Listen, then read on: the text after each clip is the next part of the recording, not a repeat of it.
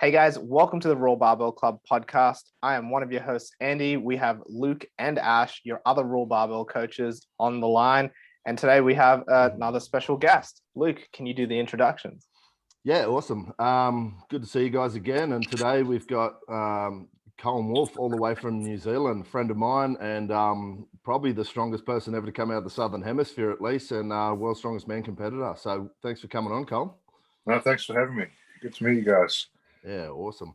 I'll give a quick intro on sort of Colm's career, and we'll go from there. So Colm's been a strongman for probably nearly 10 years now, Colm. Yeah, I think I first met you in early 2015 in Adelaide. We did the Adelaide record break together with Biggie. Right. Yeah, and you'd met Biggie a little bit earlier that year at the Arnold Amateur 2015 in Melbourne, which you won, and Biggie was a close second, so that was a good little battle there. That's when Colm turned pro. He was at that point already 3 times New Zealand's strongest man consecutively, and then moved into international competition from there. He then the following year. What year did Biggie turn pro? Like 2012. Oh, okay. At the age of 21, yeah, he did Giants Live Melbourne. He's youngest Aussie pro ever, so which I don't think anyone will ever beat that, to be fair.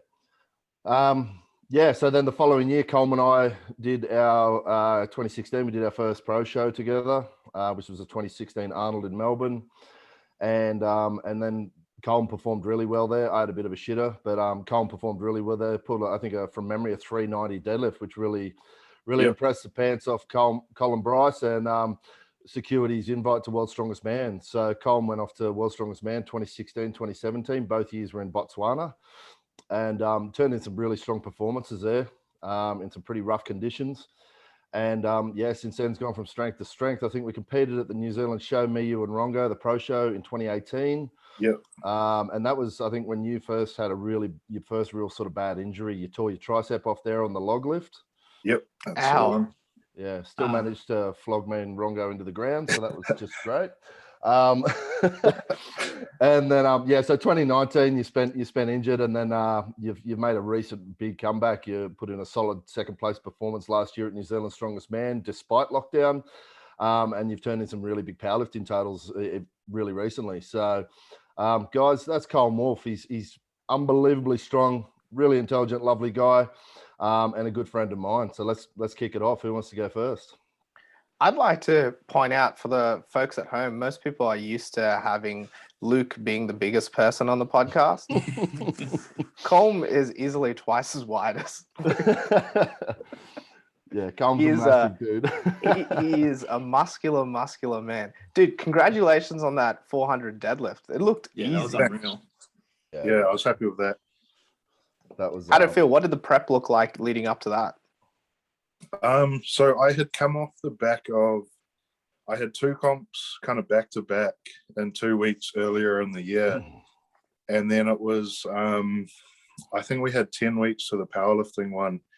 So most of it, we had done like a massive block after New Zealand's Strongest Man last year. So that was November, something like that. Basically just did a big off-season block, really focusing on my squat because that was a big weakness. And I was in like I was pretty strong. We just had to, it was then basically at that point just practicing the power lifts and kind of transferring that strength over, to the specific, because I had been doing lots of high bar, lots of safety bar. So transferring that over to low bar and then deadlifting without straps. But yeah, it wasn't the most exciting block. It was literally just doing the power lifts, but each week it got better and better just as I got comfortable with the movements, getting used to knee wraps again, and the mono lift. But it was good. It's definitely, like, it feels like you can be a lot more regimented with your powerlifting training opposed to strongman. Strongman, like, you just got to be ready for everything. You never know what's going to happen, and often the events change and whatnot. So that was quite nice. And then, yeah, that was basically it though. The only thing we really did different was because it was a shorter, the first 4 weeks of that 10 weeks, I couldn't actually deadlift properly because I had a finger injury from the previous comp. So it was just good mornings. And then, so because of that, we still pushed even to the last week before the comp. So my last heavy pull was actually 380 the week before, whereas normally I would have a bit longer deload, but it actually worked really well. And yeah, I felt all dialed in. And then the plan was to do the same thing. I've actually got New Zealand's Strongest Man in 3 weeks, but we just went into lockdown. So, and at this stage, I'm pretty sure it's going to be cancelled. But yeah. Sorry to hear about the lockdown. Like it looks, New Zealand was looking like it was leading the way, and how they've, sort of dealt with a lot of this virus stuff. And it seems a shame to see them sort of descend into the same sort of situation that we're in. It's funny because Australia and New Zealand were kind of being hailed as like having dealt with it really well, went hard on lockdowns and all the other bullshit. And now we've actually backslid so far that Australia is probably the worst example of how to deal with it at the moment, because we're just in perpetual lockdowns and nothing's improving. Whereas the rest of the world's like, well, we're all vaccinated and back open. So it's not amazing. And not to say that that's the right attitude as well, because they're like, we're still at like minuscule numbers of like infections as well as deaths compared to overseas. But yeah, like you said, we're stagnant. Like there's no change. At least the other guys were like, fuck it. If you die, you die. Well, they were kind of like, they realized that there was a point at which the economic and other human impact sort of exceeded, the deaths from COVID. So it was sort of like they go, we have to live in reality, whereas Australia's lost in some fairyland as far as I'm concerned. You can't just lock down indefinitely and let the economy completely collapse. Yeah, it's a great idea. No, you can just print more money. It's fine. Oh, cool. Yeah, no worries. That won't fuck with anything. All right, back to training. Good work, Ash. We're just sliding despair over here. You mentioned a little bit before, like off-season training, and I was a bit curious. What does your off-season training look like? Because you're like very successful in powerlifting, very successful strongman. How does your training look? Compare like the difference between the strongman and powerlifting? You said like powerlifting is obviously regimented, but what does off-season training, if neither of those things are like coming up, look like? Basically, I would say it's similar in a way to bodybuilding. Basically, lots of hypertrophy work, and instead of the competition movements, just variation. So like, squatting wise, there was no low bar or anything like that, but high bar, safety bar front squats. Awesome. I still, pressing wise, like it was all dumbbells, mainly because of that tricep injury that I had. My left side is still quite a bit weaker. Pressing wise was all dumbbells, and otherwise like lots of that little sort of stuff that often once you start comp prep, you just can't stay on top of. The rotator cuff work, the core stuff. So Will at Nexus Performance is doing my programming, and he also so we still had a little bit of strongman stuff in there, but super light, more as kind of like a skill / conditioning type thing at the end of a session. So I might have like reverse sled drags and that sort of thing, like a suitcase carry, so one-handed farmer's walk. But yeah, the bulk of it was basically hypertrophy work with those main, those competition variations.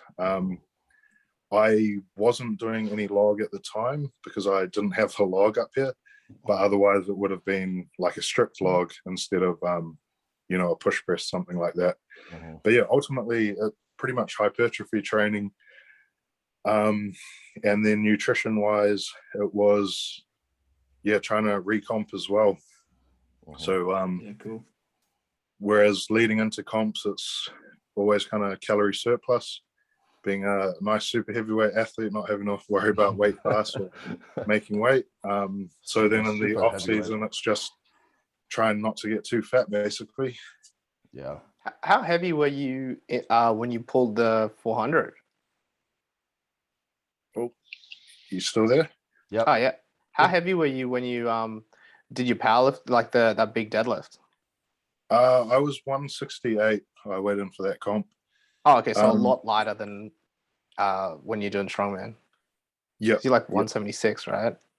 At my so pre my injury, I always was a lot heavier. So I think when me and Luke did that comp, I think I was about 175, 173, something like that. And then in that year off that I had, I figured I could work on something. So it was kind of trying to recomp, just drop a bit of fat, put on some size. So then when I would come back, I would be in better shape, basically. And it worked out well. Just it's a bit of a long road, but yeah. Yeah, it's funny, guys. If you look back over the last 3, 4, 5 years of Colm's physique, when we were first competing together, like we did Australia's Strongest Man in 2015. That's probably one of the biggest you ever came in, bro. Like 180 plus kg. Yeah. And nowhere near the body composition you sort of walk around with now. It was sort of the first steps Colm was taking towards becoming, this giant monster that he's sort of become. But also there's always that time where you got to work out what works for you diet wise. And I know you were working on a huge calorie surplus at the time there. You were immensely strong, but it's you. So like you mentioned before, you're working with Will Crozier, Aussie powerlifter up in Queensland there for your training and your coaching. Another example, everybody at home, of a coach that has a coach, because Colm is a coach as well, and a high-level athlete. He has a coach as well. So Will Crozier, and am I right in it's his missus that looks after your nutrition as well? Yep, that's the one. So I actually started with her pretty close to after I got injured, because again, I figured that's something I could work on in that time off.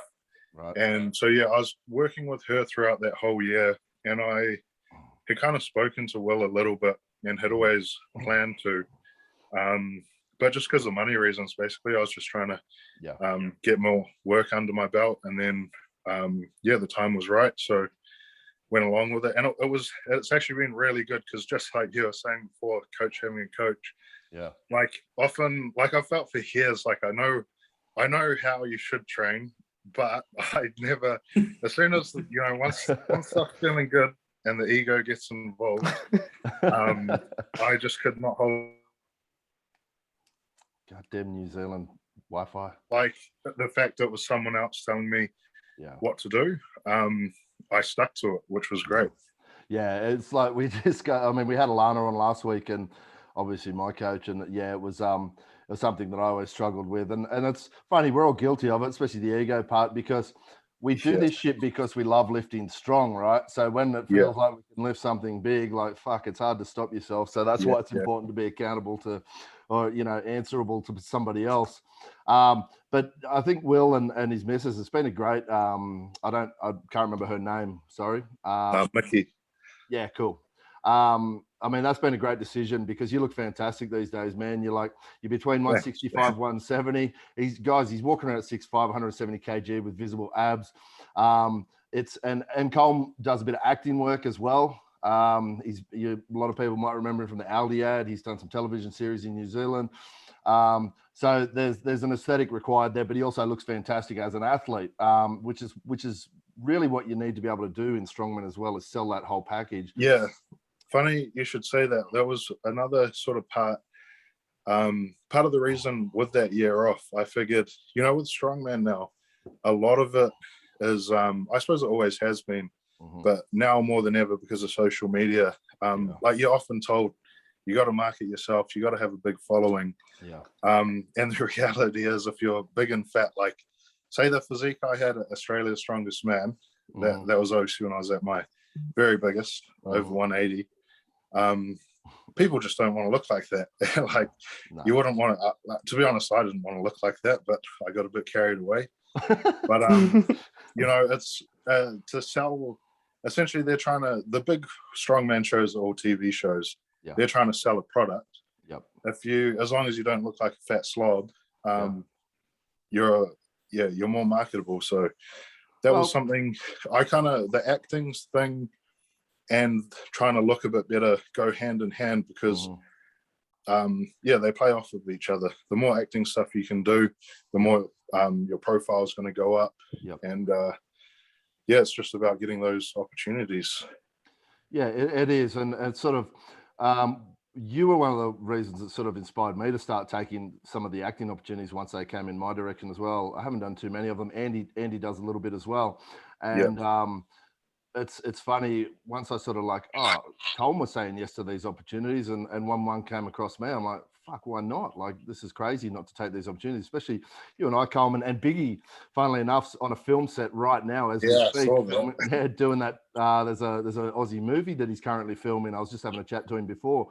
We're unique specimens, so we've got to take those opportunities if they come around. But and back to the marketing for strongman and sports in general. I mean, we want to be taken seriously as athletes, but people want to walk around not looking like athletes. And also, like, I don't know where along the line it got to the point where, yes, we have to be big, but carrying excess, surplus, useless weight is never going to be a performance thing. So I've never understood just being a fat slob, like, and thinking that's acceptable in this sport. It's a disgusting attitude. So it's definitely made a difference. And just before Ash cuts in, I just want to point out, guys, what Colm said there about he was injured for 12 months. He had surgeries on that tricep. He had reattachment surgeries, and he had a lot of time off. But there was still something he could work on. So he worked on the thing he could work on, tidied up his diet, got educated around that, sought help. There's always something you can work on during those periods. Absolutely. What I was just going to say is that aesthetic component to strength sports in general, like that could be the difference between like what happened to powerlifting in the early 2000s to now. Well, the powerlifters are jacked as fuck now. It's more popular. Like CrossFit's popular because everyone wants to look like that. Cloak-Off is the most popular weightlifter ever. Yep.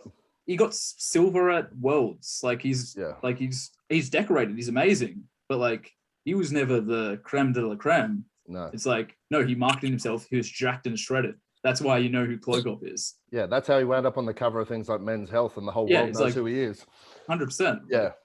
Like no one cares about like Najib Ramanov, who beat Lou Jiajun in like Rio. You care about Lou because he's shredded and jacked in weightlifting. Like that's right. And you've got to realize that, well, okay, it's great to market to your own sort of niche market, but there's about 10 people in the world that give a shit about strongman. So you've 100%. Got to be able to reach into the real world, you know what I mean? And if you want to be taken seriously as an athlete, act accordingly and look the part as well. So yeah, absolutely.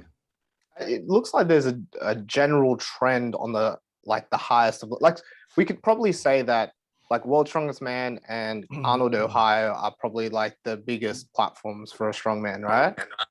Yeah, and some of the Giants lives currently, because they're about the only thing that's actually still going along. But yeah. Okay. Well, like you look at the athletes that are sort of doing that are on the stage now. It seems like a lot of them are sort of moving to a lower body weight, or even if they're not moving to a lower body weight, they're changing the composition of that body weight. To be, somewhat leaner and, more muscular rather than just round. Yeah. I think, guys like JF Karons, Kielikovsky, Novikovs, guys that are walking around, Jimmy Packett's, Colm, guys we've competed with, they look fantastic. They've got a great physique, but they're also, genuine animals. Even guys like Brian Shaw and Thor, even towards the end there, they weren't these big fat guys or even these big round guys, if you like, that they kind of were maybe 5-6 years ago, where everyone went through that real ballooning up phase. They're actually looking really genuinely athletic, and I like that shift. It's a better aesthetic, but it's better overall for health and the image in general of the sport, I think. So it's an important shift and one that people need to pay attention to. I blame Big Z for that. Yeah. The other thing like that I think ties into it, like Big Z definitely was a big dude, but like back in the day, there were a lot of carries in strongman, And I feel like it did kind of go, even now there's still massive obsession with the deadlift. But like really what always drew me to strongman was moving the, like say a truck pull or something, really impressive things, really impressive looking things that require some kind of athletic component. And I do feel like there was a little, especially the Arnold Ohio, when it got really ridiculously heavy for a few years there, I think it got so heavy to the point it almost forces the athletes to come up with a physique to handle those weights. Like a 7, can you remember, Luke? It was over 700 that yoke or something. 750 the bale tote. Yeah, like you can't. I just don't think it's realistic to expect someone to lift that kind of weight with a. I mean, they're monstrous anyway, but you can't have a small midsection and try to like support that kind of weight. Try and have a V taper, and then you just like put a yoke on top. It doesn't really make sense. Like, it's a good point there, Colm, and it's something that's always irritated me about sort of the recent, well, I guess probably the last decade in strongman has been that shift towards the more static movements. Yes, static obviously has a place there, but just repackaging a deadlift and claiming it as a strongman event is a little bit silly, because that's still a powerlifting movement at the guts of it. But yeah, it's the same with me. The athletic pursuit in strongman, the moving, the speed, the strength athletics component of it was what always sort of excited me about it. Stone runs, not just max stones and things like this. And unfortunately, there has been that shift away. So you're right. They, especially during that mid 2010s, I guess they really went stupid with it. But they also pushed a lot of really athletic and top guys. Like I've sort of spoken about on here before. Guys like Michigan Clive retired because it was just getting stupid, and we lost some of the greatest athletes the sport's ever seen because of that shift. But yeah, it's I'm hoping we're going to shift back in the other direction a little bit now. Guys like Kielikovsky, Novikov, they're a good thing for the sport, because they're insanely statically strong, but they're outrageously athletic as well. We've both been on the receiving end of an ass kicking from Kielikovsky, that's for sure.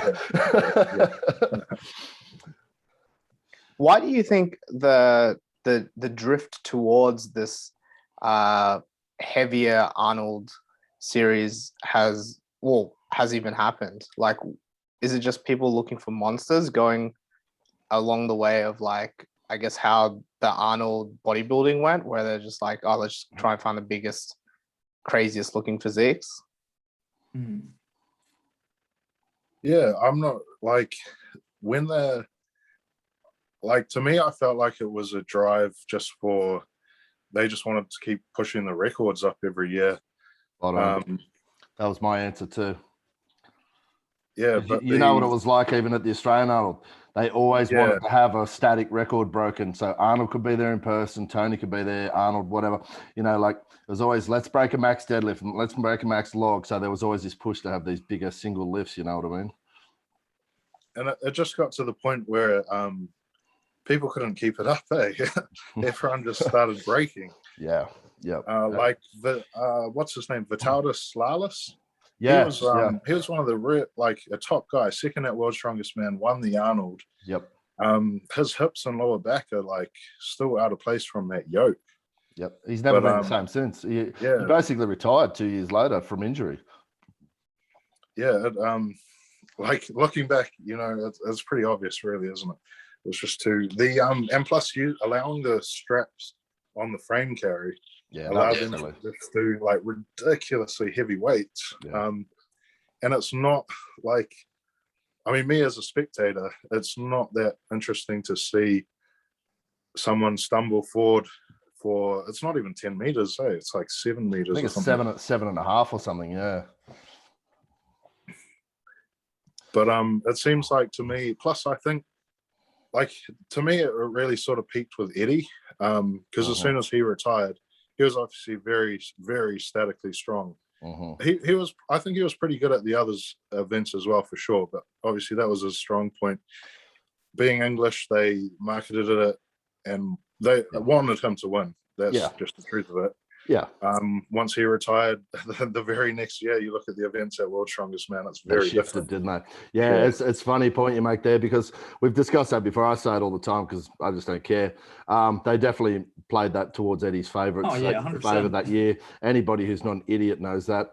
And the years earlier where Eddie got, I think he was fourth the year before, maybe he was getting close, and maybe sixth or seventh the year before. He was getting better each year, and there was a heavy criticism of Eddie early on, even when I think him and Geordie did their first pro show together back in 2012 in Australia.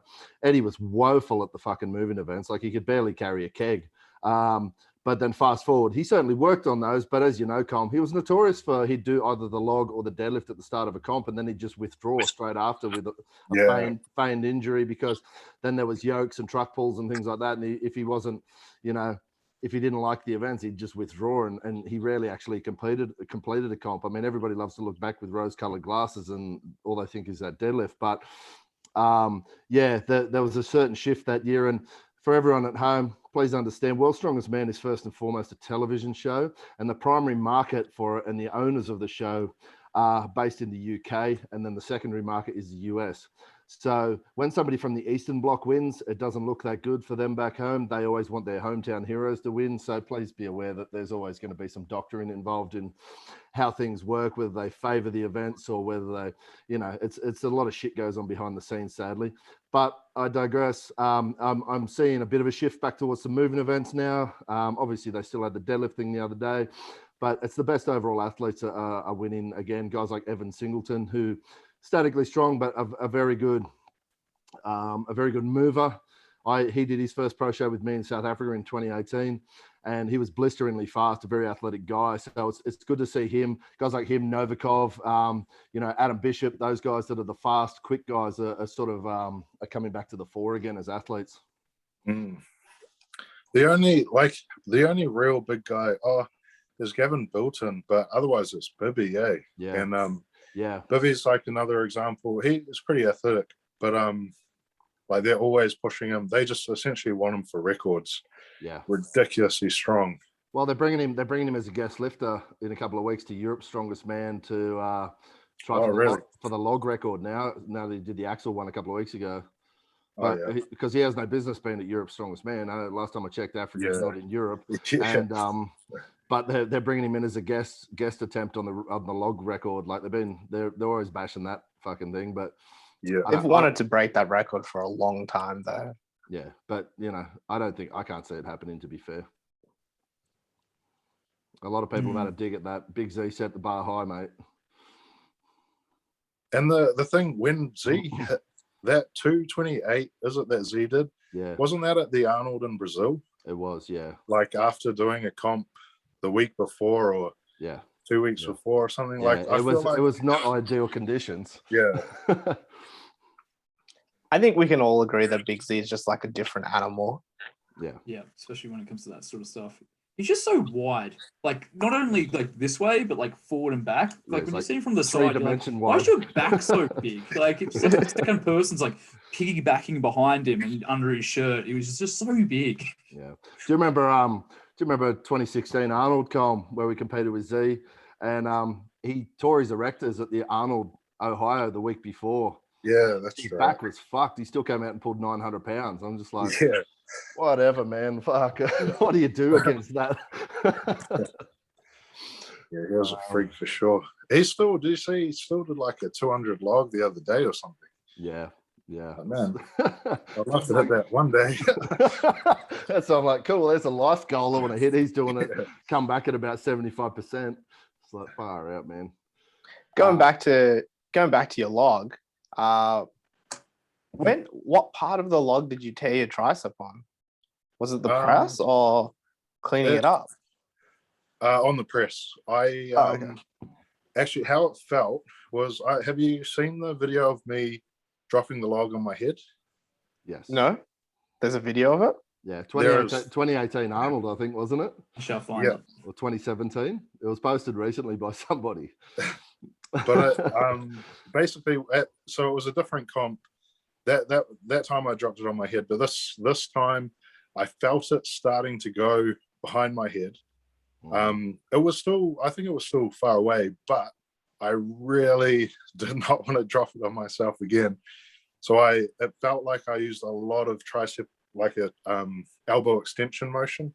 You know, I was really just going back, and you're just like, yeah. But it wasn't behind my head or anything like that. Like we're talking just, you know, millimeters of movement. But I did sort of feel the pressure run to basically, instead of it being, you know, shoulders, upper chest and triceps, it felt like I was just doing a tricep extension and then there was a pop. Tricep extension with 170 kg. Yeah. It was what you got to understand, guys. The reason we all had a shit day that day, actually, me, Rongo, and Colm. The way it was done, we're actually on a hill, sort of a downward facing hill for the log, and it was probably like a 5-degree slope, which was significant when you're trying to do a log lift, and it was not ideal. So I struggled with the log. I think I hit 160, and then that was all she wrote. I think Rongo put up a really hard 175. I think Colm hit 170 maybe, but that was where his tricep went. So because our feet were sort of facing downhill, adjusting the line of push was not amazing, and that's like Colm only had to be out by a couple of degrees, and that's all it needed, and it went. So yeah, good times. Scary stuff. Good times. Typical strongman. Fuck it, we'll just do it over there on the hill. Yeah. Okay. And what did rehab look like for you? Like, did you have to get surgery for that? Yep. So I got it reattached. It took me, I didn't get the surgery for like a month. Just it was kind of frustrating. The physio I saw on the day had basically, over here we have something called ACC, which pays for the surgery, and that the physio had put in that it was a shoulder injury rather than elbow, which just kind of delayed the process. And then so I got the surgery a little bit late, which they said would mean it would take a little bit longer, but basically I don't know, nothing fancy. Like it took me just over 12 weeks to get full range of motion back, where I would go to a physio and she would kind of massage the tricep tendon and kind of bend my arm. We basically did that twice a week for 12 weeks. And then once I was allowed to start loading it again, it was like I literally started with a 1 kg dumbbell and was doing like tricep kickbacks and that sort of stuff. Started doing it with slow negatives. It was basically just basic gym stuff, just very light. And the only other different thing, that was pretty much it. I used to go like this over my head and do that with no weight for like 100 reps every day. But there was honestly nothing fancy. Just got a little bit of dry needling done on it. But yeah, it was just time, to be honest. Like in terms of injuries that I've had, it wasn't like I've had years ago. I had some nerve issues in my elbow, and I used to do MMA, and I had hyperextended my knee. Those two injuries were actually a lot more frustrating because it was sort of like the physios couldn't really figure out how to, you know, what we could do to fix it. Whereas this was just very straightforward. It just took time. Yeah, it's funny like that. Same with my bicep injuries, both reattachments. There's no magic bullet. I always get messages from a lot of people like, oh, how do you rehab your bicep? I'm like, fucking get full range of motion back, build your grip strength up, and then stand there with a 1 kilo dumbbell and do curls until you can't fucking move. Like there's no magic treatment for it. It's purely let it heal and then regain function. That's how it works. Linear progression. Just like, hey, you started at 1 kilo. When that feels pretty good, 2 kilos. I went to my physio after the first reattachment. He goes, you don't need to be here. I'm like, sweet. He goes, you know what to do. I said, perfect, let's do it. And fucking that was it. Like, you know, that's the worst. That's something that says something about you, doesn't it, Luke? Just like, oh yeah, you've been through this before. You've had reattachment surgery. So you can get on your way. Like, yeah, I'm not giving you the same thing over again. Just get out of here. Yeah, I'm not wasting my time. Get out of here.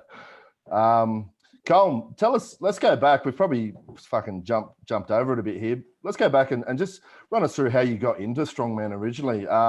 You came from an MMA background. Did you play rugby at all? I can't remember as a youngster, because typical Typical just at Kiwi? school and stuff. Yep. But I started powerlifting. Like I started at the gym. Very long ago. I wanted to be a professional wrestler, and I wanted to get jacked. So I went to the gym, and I really wanted big traps like Brock Lesnar has. Yep. And all the mission accomplished. You're 3 times the size of Brock Lesnar now. Why professional wrestling? Was that something that you were just obsessed with as a kid? Pretty much, yeah. I just liked professional wrestling. It's in a way it's similar to Strongman in that you've got like the way I like to think of it, you've got these larger than life characters. Yep. Who are doing superhuman things, basically. Yeah. But I also liked, I suppose, there's an athletic component to it, but also a performing component. Like it was just a combination of a lot of things. Well, as we know, Colm, a lot of strongmen make that transition or have over the years. Yeah. Even Bill Kazmaier went into WWE at some point. Nathan Jones from Australia, Mark Henry, obviously the big one. And then recently was Adam Scherr, Braun Strowman, who's just retired from there. But he made a massive career out of that. As soon as he turned pro, he pissed off to wrestling and got rich. Great idea. That's funny now. I don't know if you're friends with Colin Bryce on Facebook, but Colin, like maybe a month ago, he was posting like every day tagging Adam, trying to get him to come back to Strongman. Once he announced his retirement or whatever. for all his flaws, Colin, he's a very savvy at marketing, bro. That's not a dumb move. But that's just an example of like he built up his image in that, like in another arena, and now even though he hasn't been training Strongman, he's essentially got an invite to World's Strongest Man whenever. Oh, massively. Really. It'd be amazing. I'd love to see him back. And it's funny because remember Biggie does bodyguarding guys, and he looked after the WWE guys when they were out here, I don't know, 4 or 5 years ago. He had John Cena and Adam Scherr, Braun Strowman. And it's funny because him and Adam had a big old chat about the Strongman days, and Adam saying he actually missed the camaraderie and the sport itself, but was obviously making millions of dollars doing wrestling, but it's funny. Sorry, brother, go for it. So from wrestling? I wanted to do wrestling. All the biggest physiques or bodybuilders that I looked up to with the big traps were guys like Johnny Jackson and Ronnie Coleman, who had a powerlifting background. So I went, found a powerlifting gym at a place called Gillies Ave, which is actually where I met Jono McFarlane. Yep. And he was training there. And me and him are quite similar height. And everyone used to tell me in powerlifting, like, you're a tall guy, you'll always have a terrible squat. And then I went in and saw him, and he was squatting 260. Like he's only a couple years older than me. So I was 19 at the time. He was squatting 260 for reps. And I was like, man, this guy's 6'5" and he's got a huge squat. Like, yeah, I mean, Jono's a freak athlete, as we know, but he ended up with something like a 350 squat in powerlifting. He had a 220 clean and jerk in weightlifting. Like this is a 6'5" guy. He was, everyone loves their sort of tall guys can't squat thing, but there's plenty of people that break that mold. Yeah, I had basically I looked up to him, and Reuben De Jong, another very tall guy. Yeah, 6'10".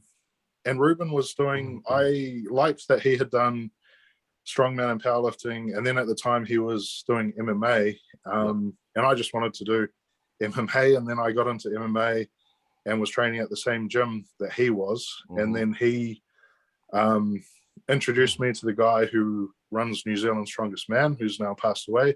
Yep. But he was just training MMA for fun. So I met him, and at the time, one of my lecturers, Justin Keogh, he's on the Gold Coast now. Yep. He ran a strongman club at AUT, and he was always telling me to give it a go. So I kind of gave it a go, and then ended up following that little novice comp that I did up by going around to this other guy's house, Matt Rossiter, which is where everyone trained for New Zealand's Strongest Man. So, and then from there, I was just full strongman, basically. Yeah, it's funny. Matt Matt Rossiter, rest in peace. He was like New Zealand's answer to Bill Linden, I guess. Had been around strongman back in the 90s and 2000s, and sort of helped bring a lot of you guys through. Reuben's obviously a fierce competitor of mine, especially in the Highlander things, and a friend of mine as well. 6'10" guy, again. A wrestler, a K1 fighter, a kickboxer, you know, it's similar sort of backgrounds there, but another giant guy that was immensely strong, really good stone lifter. No, it's cool, man. We're not dead yet. Maybe we should move into wrestling. Well, you guys thought you weren't injured before. Yeah, right. Man, Reuben, though, he was a really good example of he used to take his shirt off for the stones. Yeah. You'd see him kind of getting hyped up in the corner, and the crowd, like everyone around, would just suddenly, no matter what they were doing, they'll be walking past. Stop and watch. Yeah, they would stop and watch. Like his stage presence was just like amazing. Like he was a literal giant. What was he? 6'11". 6'10". Yeah. Yep. 6'10". At his biggest, I think close to 140 kg with shredded abs, and just he's a scary motherfucker. Like the dude is a killer dude, and I love the guy to bits. He's a great guy, but he brought that wrestling persona with him. He knew how to market before any of us did. We're all standing there like a bunch of mice in the corner, and he's like going berserk, and like you said, it would draw a crowd. It was brilliant. Yeah. That was awesome to watch. Yeah. And here's another example. He's done heaps of acting stuff. Yeah. Way more than any of us, really. He's been in shows for years. Yeah, like Hollywood productions as well. Yeah, some really big ones. Yeah, big time. In fact, he was in Spartacus, the series. He was in Lion Witch in the Wardrobe, Chronicles of Narnia. Like he's done a lot of really cool stuff. And he's actually been really encouraging of me moving into that space too, which has been really cool. Yeah, he's an awesome dude. Yeah, man. I'm fucking spewing about lockdown because I want to get him back over here and come hang out a bit. Anyway. I want to talk a bit about. Yeah, go for it, Andy. Go. I just wanted to ask a bit more about, like MMA and stuff, like moving into that sphere. Like, I assume that you were a big guy back then as well, right?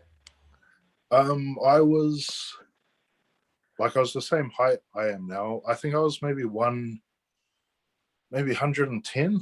I had a couple amateur fights. They weren't very good. I think they're still on YouTube if you ever get bored and want to watch.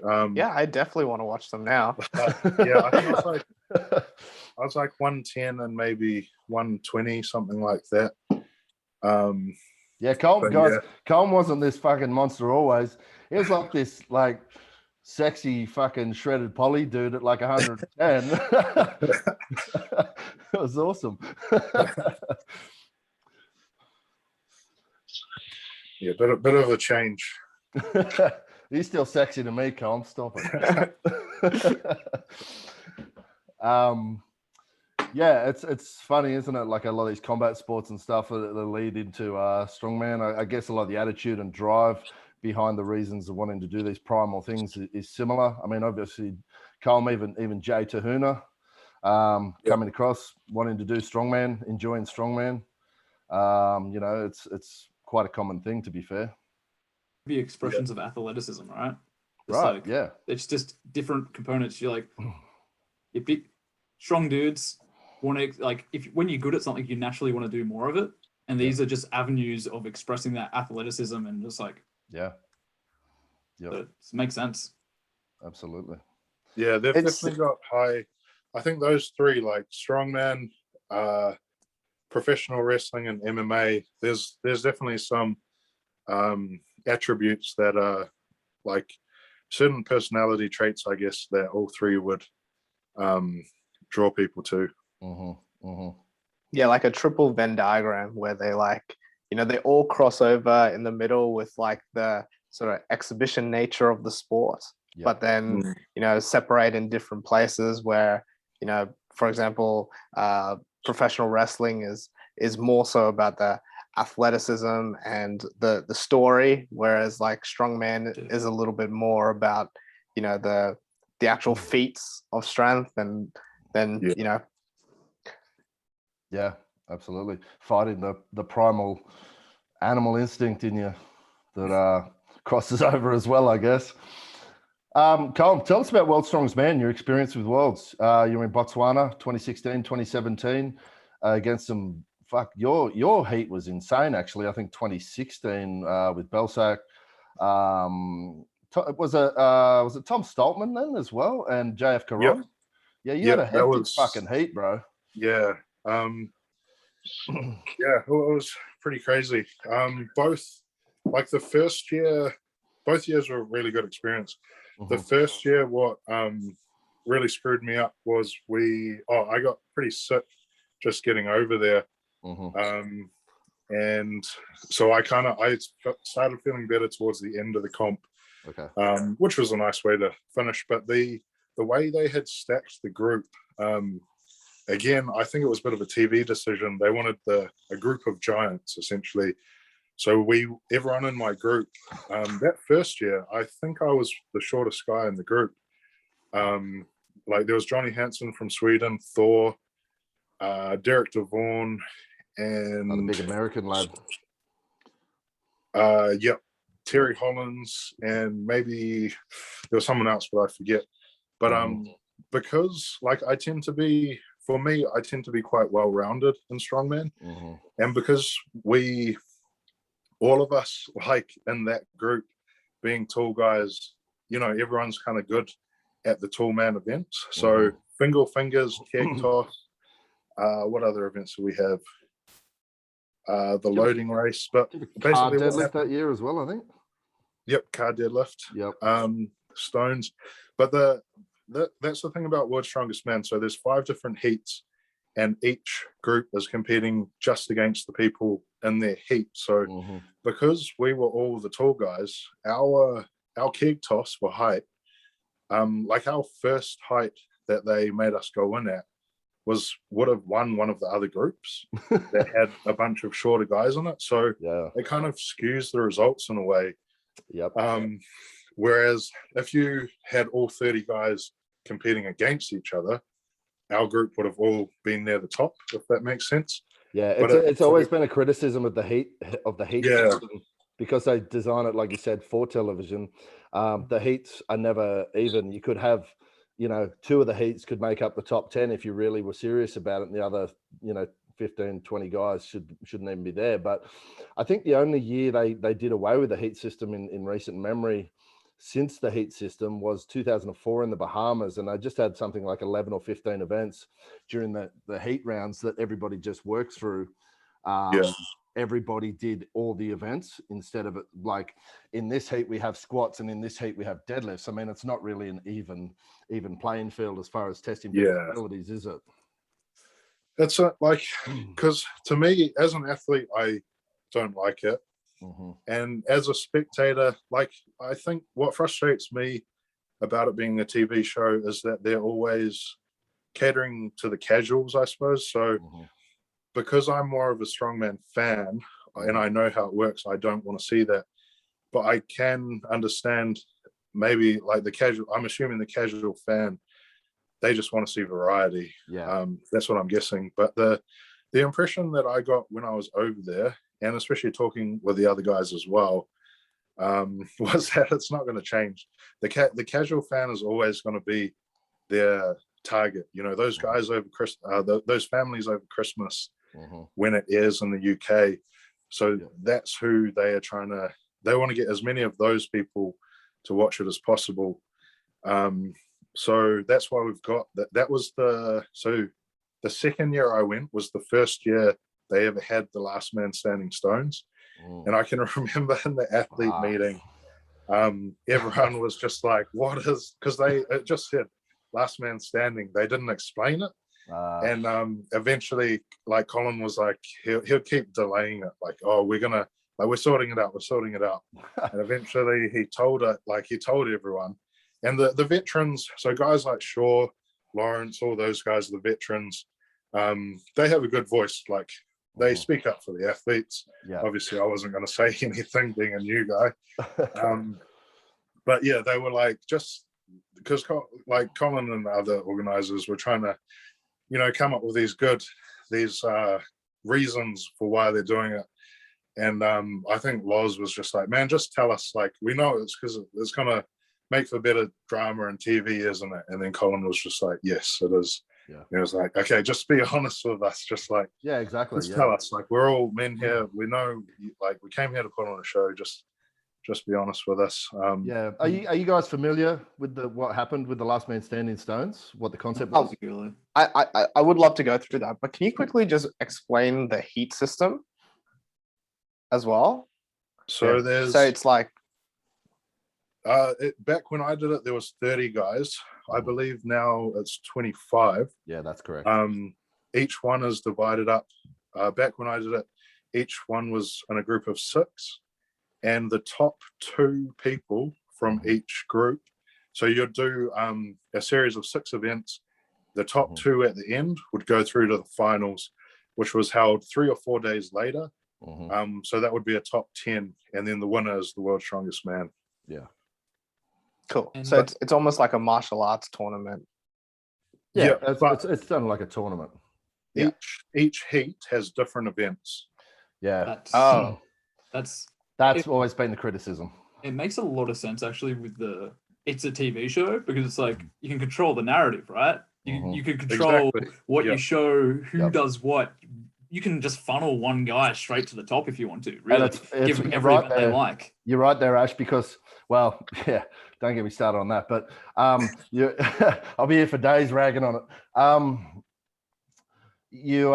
But there's actually 2 different broadcasts as well. There's the UK version and the US version, and what the people in the UK version see is different to what the people in the US version see, because it's whose story do they want to follow in the US versus whose story do they want to follow in the UK. Makes sense. Like, yeah, they're trying to make money. They're trying to be a TV show. Yep. This is the best way to ensure that people get to the top that they want, and they have the best showing that you want. So you can have them against who you want, and like, you don't really want to see your favorite just getting decimated by some nobody that doesn't make the top 10 in the end, do you? But like, so like, it's not a nobody, but if you put them up against a not well-known name from the UK and they just get decimated, it's not really what you want to see. No, it's like, it's against the narrative. Having different, having different events. Again, what you said, squat and deadlift, just you typically, they are somewhat opposed just due to biomechanics. Like, you got short legs and super long torso, you're going to be good at one and not good at the other. Yeah. So it just makes sense. You're just like, all right, chuck our favorite guy in the one where he just has a 30% better deadlift than everyone and see how it goes. Yeah, right. And the problem with it was, so the reason, so moving through what the heat system was and then why last man standing stone lifting became a thing was, like Colm said, you'd have 6 events, but by the end, so what they would do when they made the heats is typically there'll be 2 killers in each heat, 2 guys that you expect basically are probably going to wind up in the final. And then you've got 4 sort of new guys or guys that you don't expect. And obviously sometimes the guys that aren't expected to go through do anyway, because they have an absolute comp of a lifetime or something. But normally by the end of the heat, so the final event was always a stone series. But usually your top 2 is almost always decided by then. So you might have someone like a Brian Shaw, because they then have to go on and do another 6 events in the finals 3 days later, and they've just killed themselves for like 4 days of heats. If they're already ahead by a whole event, what they would do is just coast and maybe lift only a single stone in the final event to preserve themselves.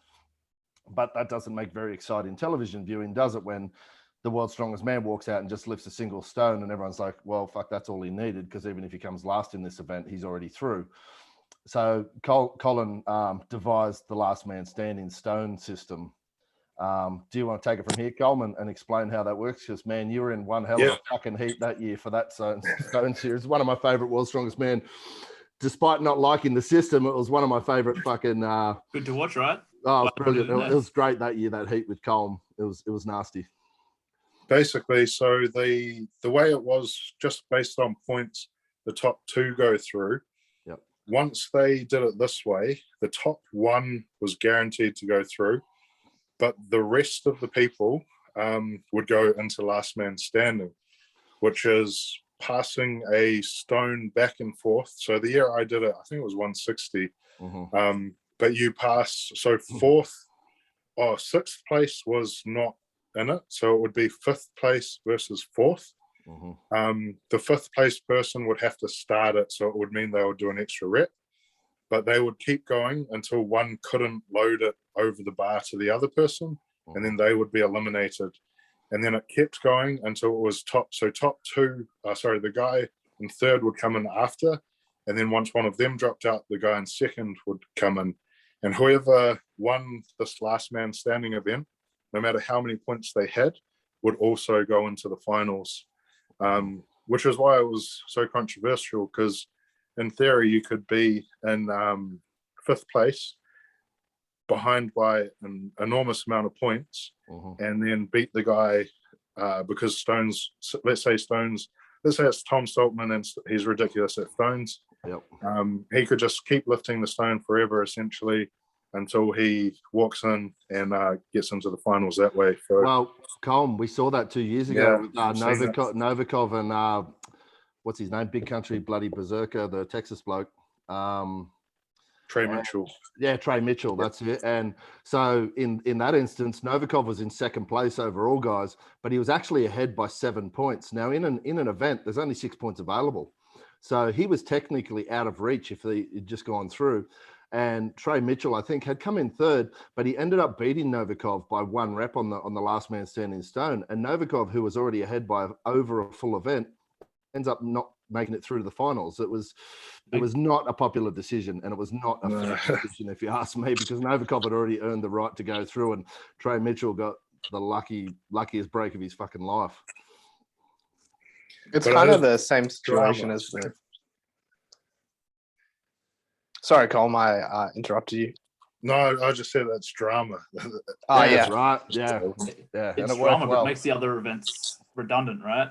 Just about. Yep. Just like, hey, if you're good at stone lifts, just coast it as long as you want and just rock in at fifth and then just rock that stone up until second. Like, if you're that good. Right. And that's actually what happened. So the group that I was in, both Tom Stoltman and Felix got injured. So it was just me, Belsack, Brian, and JF left. So Brian... That was a tough heat that year. Yeah. Brian was in first, so he was automatically in. So it was me... it was essentially just me, Belsack, and JF that would do the stones. And we still had a couple of events left, but I could have, I was so far behind JF. Belsack was, I was so far behind Belsack, and he was so far behind JF. We didn't actually even have to do the events. Like, we could have just done nothing. Yeah. And our places would not have changed for the stones. And I remember we were all sitting at dinner, and like, because the other groups were talking about it, and like Terry, something similar happened in his group, and he just picked up the shield. He had a shield carry in his group, which is a max. You go for max distance. Yeah. So he's like, "There's no way I'm killing myself going for this max distance when it's going to literally make no difference." Yeah. So he just picked it up and like walked a couple steps and dropped it, which then makes terrible TV. So it kind of backfired on them in that regard. Well, it filtered back down through the events, didn't it? Because people started calculating ahead of time. They're like, okay, we're being forced to do the stones, so fuck it, we'll be lazy on something else instead and preserve ourselves for the stones. Yeah. So you basically just can't be sixth place. Yeah. Be last. And you're still got a last chance. Unless you be someone that gets injured anyway, so... Man, like the as much as I hate the last man standing, that heat of yours in the last man standing is one of I've talked about it before with Andy on the podcast we first did like 2 years ago. The effort from all of you was superhuman, but Belsack, man, what he did that day. Like, guys, Belsack's a guy I've competed with a few times at the Arnold. He's a lovely guy from Slovenia. And at the time, I think he was actually Strongman Champions League world champion. He was in some really great form. Yeah, and so him and Colm started. So they were, I think, third and fourth. So they started. And Colm stuck with him. So you've got, I think it's once it drops over, you've got 5 seconds to lift the stone. There is a time limit. You can't just stand there for 10 minutes trying to lift the stone. And then once it goes over, again, 5. So it's a 10-second turnaround. So I think, Colm, you stuck with him for a dozen reps. Yeah, something like that. It felt like forever.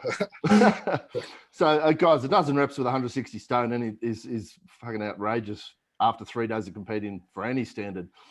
And it also goes back to that athleticism thing we talked about earlier, right? Like you're not just statically strong if you're lifting stones for 12 reps at a time. And, essentially it's not 12 reps because if you win, you have to keep going. Yeah, right. Exactly.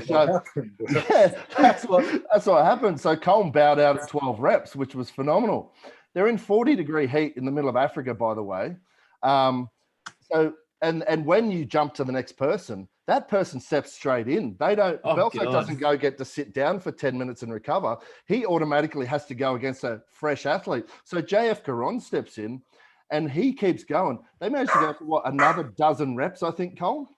Yeah, I'm pretty sure Belsac got 24 reps, something like that in the end. I was hurting for him. Like he got to 24 reps or something straight. It was like literally 5 minutes straight of lifting.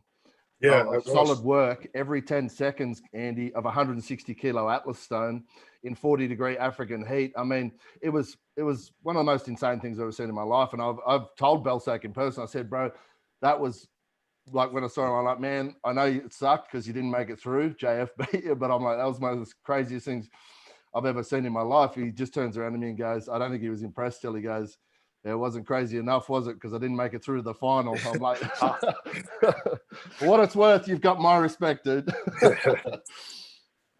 I still don't know how he did that, eh? It's just, the funny thing, the worst thing is, I think around like 8 reps or something, I remember thinking like, yeah, I've got him. He's starting to slow down. And then he just didn't. He just stayed, because he started off, I think, like with a little bit of a pop over. And I remember it started getting less and less. Yep. And then in my head, I was like, oh, yes, he's going down. I was so wrong. The motor under him is insane, dude. He's like, to look at him, he's not one of the biggest guys. He's probably one of the smaller athletes. He's not shredded generally. Like, he's one of the most underrated strongman athletes ever, dude. He's one of my faves. I fucking love him. He's so good. Like he's just recently had like hip replacement surgery because he only competed with that huge hip injury. In South Africa, he grabbed that 220 stone and he couldn't squat down properly to pick it up. So what he did was he extended his right leg out to the side, almost like a sideways pistol squat, pulled the 220 kilo stone onto one leg, then slowly slid his other leg back under and then stood up and loaded the stone. I was just gobsmacked by this guy every time. I'm like, and he pulled something like 420 kilo deadlift 3 events earlier. I was like, who are you? You're not a human. I don't belong here. It's pretty interesting that you talk about like him starting off with a pop and then like, just eventually turning it into like almost just like a grindy sort of lift, or not a grindy lift, but like just a smooth effort. It's very similar to, when we practice like weightlifting for weightlifting's sake versus how like the CrossFitters practice weightlifting, where it's just like there's a rhythm to just going up and down compared to like putting maximum effort in for a 1 RM. Yeah, that like, I don't think it would have made a difference for me, but he definitely settled into like a very efficient, like, it just seemed like he just could do that all day basically. Turned into a robot. Sounds like he just went somewhere else in his head and accepted his fate and just kept ticking along like a metronome.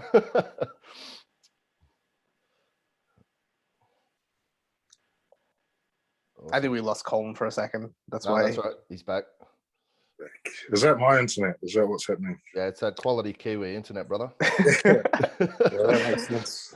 Actually, someone the other day mentioned that they were talking about like who we should have on, and they were like, I think Luke burnt that bridge with the Kiwis though, and you won't be able to get any Kiwis. And I'm like, we have a Kiwi on next week. Yeah, because who'd we have the other day? And I was tearing up Kiwis. Was it just with Deb? Oh, with Deb. Yeah. Biggie. I was just hooking into Kiwis, Colm, but I owe you guys, bro. I owe you guys because when I come there in person, I get smashed.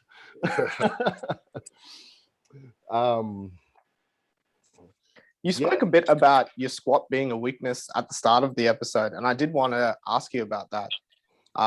You know, having over 300 squat is not really an easy feat just to begin with. But what were your weaknesses with the squat leading into that leading out of that GPP phase into your powerlifting? So like what I felt like my for me, I'm pretty sure like my weakness with the squat had always been quad related, like weaker quads comparative to my posterior chain. Can relate. Yeah. And to say, here's me and Andy completely on the same page. Yeah. Well, because that was something Will said as well. He was like, through strongman training, you're already doing like everything we do, like lifting up a stone, farmers, tire flip. We're pretty much hinging and lifting something up all the time. Yeah. So he was like, I'm just going to get you to do this big block of front squats, high bar, and safety bar. And yeah, once we had brought up my quad strength, because it came up a lot. I actually, I never got a chance. I saw you tag me in something a little while ago, Luke, about your favorite lift of the year. And I was going to post my safety bar squat because I felt like that once I hit, I think it was 270 for 5 in sleeves, which for me was a huge increase. So, but for that last powerlifting comp I did years ago, I couldn't squat 260 for 3 with knee wraps on the safety bar. But then I went on to squat 350 in the comp. So to get 270 for 5 in sleeves, I was like, my quads have come a very, very long way. And I knew basically that, I just had to practice the low bar squat. And that's literally all it was for like that next 10 weeks. The main thing I struggled with low bar wise was the upper back and shoulder mobility, trying to find a nice spot to hold the bar. But once I managed that and could actually transfer that leg power, I was away. But yeah, it was kind of the main thing to bring it up was just quad work, to be honest. And what did that look like? Again, nothing fancy. He had me starting off with front squats, he had me doing sets of 8, which wasn't fun. Actually, it would have been training block. It was fucking brutal to watch. I was like, holy shit, man, you can have that. Yeah, do you remember that the podcast? Yeah. That was kind of the start of it. Yeah. Because that was when you'd first come out of lockdown and gone into the new Wolfpack gym and that, wasn't it? Yeah. So yeah, that was kind of the start of it, but it kind of just real basic. I started off in 8s. I had a second squat day, which was paused high bars, increased the weight each week. As the weights got heavier, the reps went down, the pause went away on the other day. And then eventually the front squat turned into a safety bar squat as the load kept increasing. So yeah, that was pretty much it though. Nothing fancy.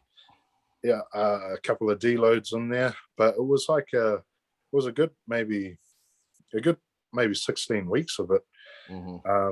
Even for my first, we didn't really try to do a full peak for those comps earlier in the year. They were kind of I suppose that sort of training, building up the base was still more of a focus than really trying to train those events specifically.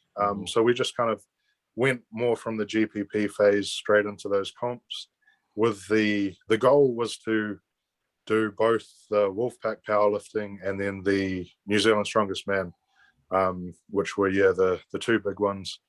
But yeah, I don't think New Zealand's will happen, but regardless, I've built up that base, and that's actually what I have enjoyed most training wise for the past year, because mentally there's a lot less stress with just building up that base as well. I find once there's normally I love training for comps, but pretty much since COVID has hit, I've found it hard to really focus on something when in the back of your mind it's like not only could the comp get cancelled, but I'm self-employed, my wife's self-employed, so there's just a lot of a lot of the time I'm like, man, I could be, I spend a lot on food, but I could be spending this money, to get ready for the next lockdown and whatnot. Whereas in that base building phase, like everything was like, we're doing that little bit of recomp, and mentally, like I find it quite easy just to go into the gym and hit sets of, RPE wise, I think they were around 7s.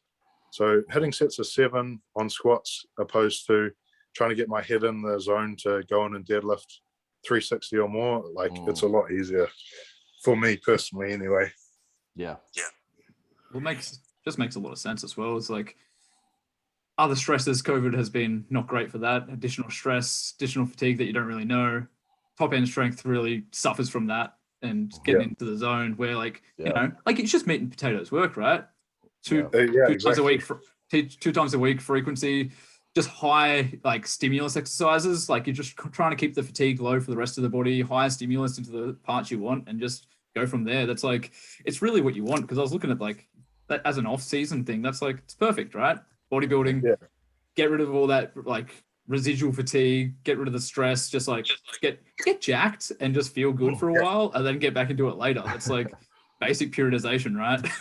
Yeah, exactly. Both physically and mentally, it's like, it feels like a great break for me to go from like say heavy farmers is another one. Like it really beats you up, and then having a break and doing, instead of say after doing deadlifts and then having to do farmers, if I do some squats or some RDLs and then have to do leg press, like it's easy. I don't even have to think about it. Like it burns and whatnot, but it's not.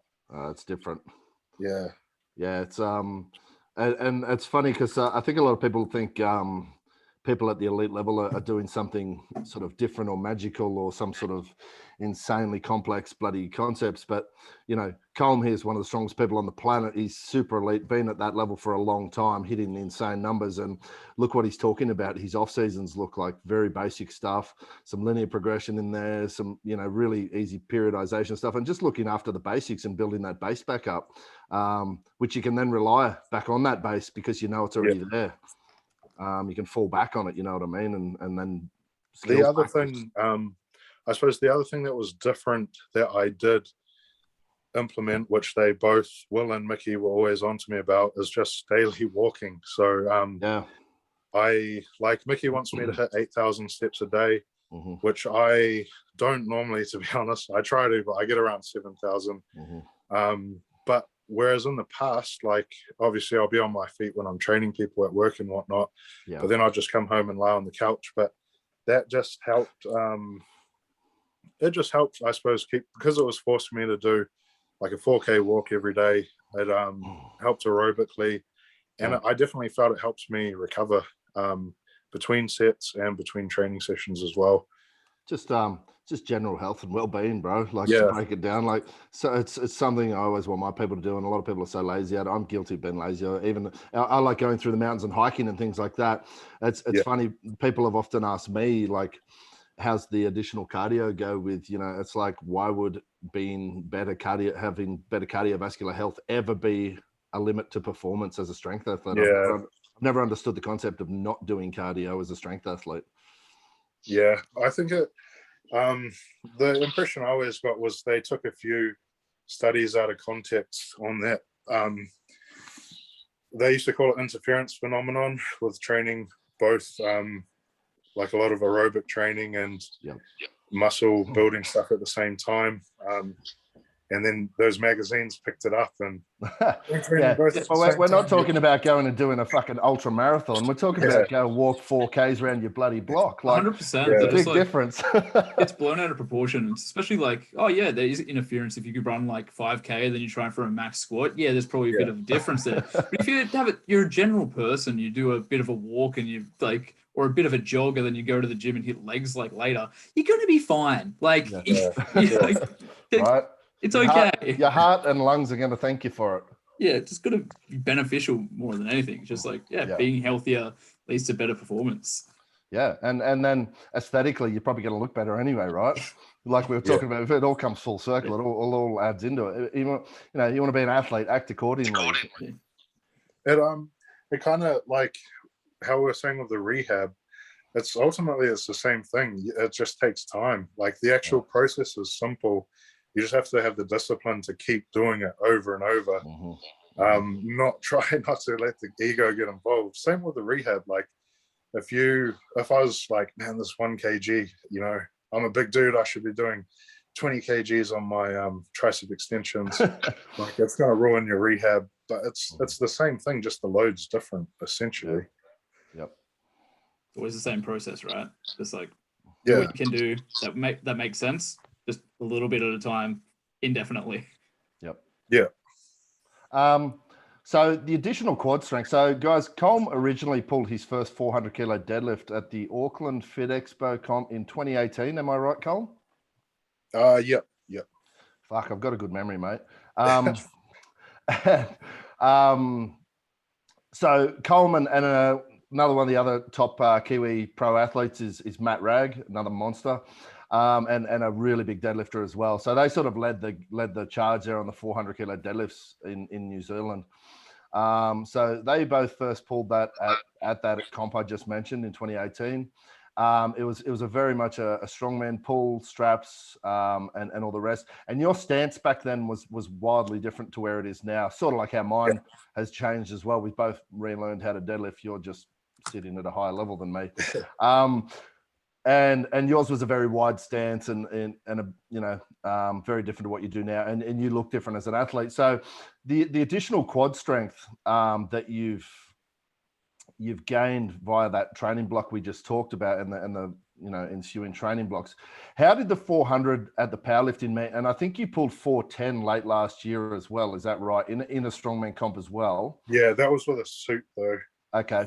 Yeah. So, okay, that aside, how did it differ? Did it feel different? Did it feel better? Did you feel better off the floor with the additional quad strength? Was there a difference at all? Definitely. The like if you watch the video of that first 400 in 2018, you'll see my hips shoot up big time. Yep. Hang on, we lost you. You're still there? Yeah, go on. I think a bird landed on your aerial or something. Yeah, probably. But yeah, the first 400, my hips shoot up heaps. I think I have to do a little hitch. But yeah, at the time back then, my squat was probably like 320 the time that I did the 400, but I was a lot bigger, so hence my wider stance. I had to take a wider stance for more room for my gut, basically. Yep. And then, throughout the years, as the gut got smaller, and now with the stronger quad strength, I can keep a bit nicer position off the floor. I suppose that initial knee extension off the ground allows my hips to stay down just a little bit longer, which makes a big difference on the lockout.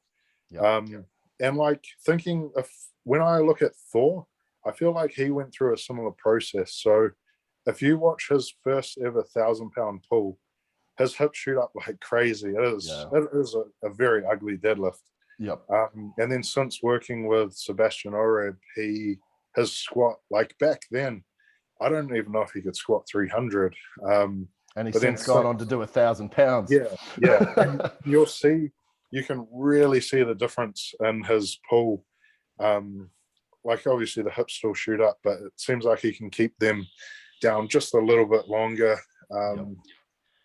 And yeah, that quad, like his squat came up a ridiculous amount, which seemed to coincide with his deadlift. Yeah, big time. It's funny because you'll often see strongmen do something like the hips will shoot up.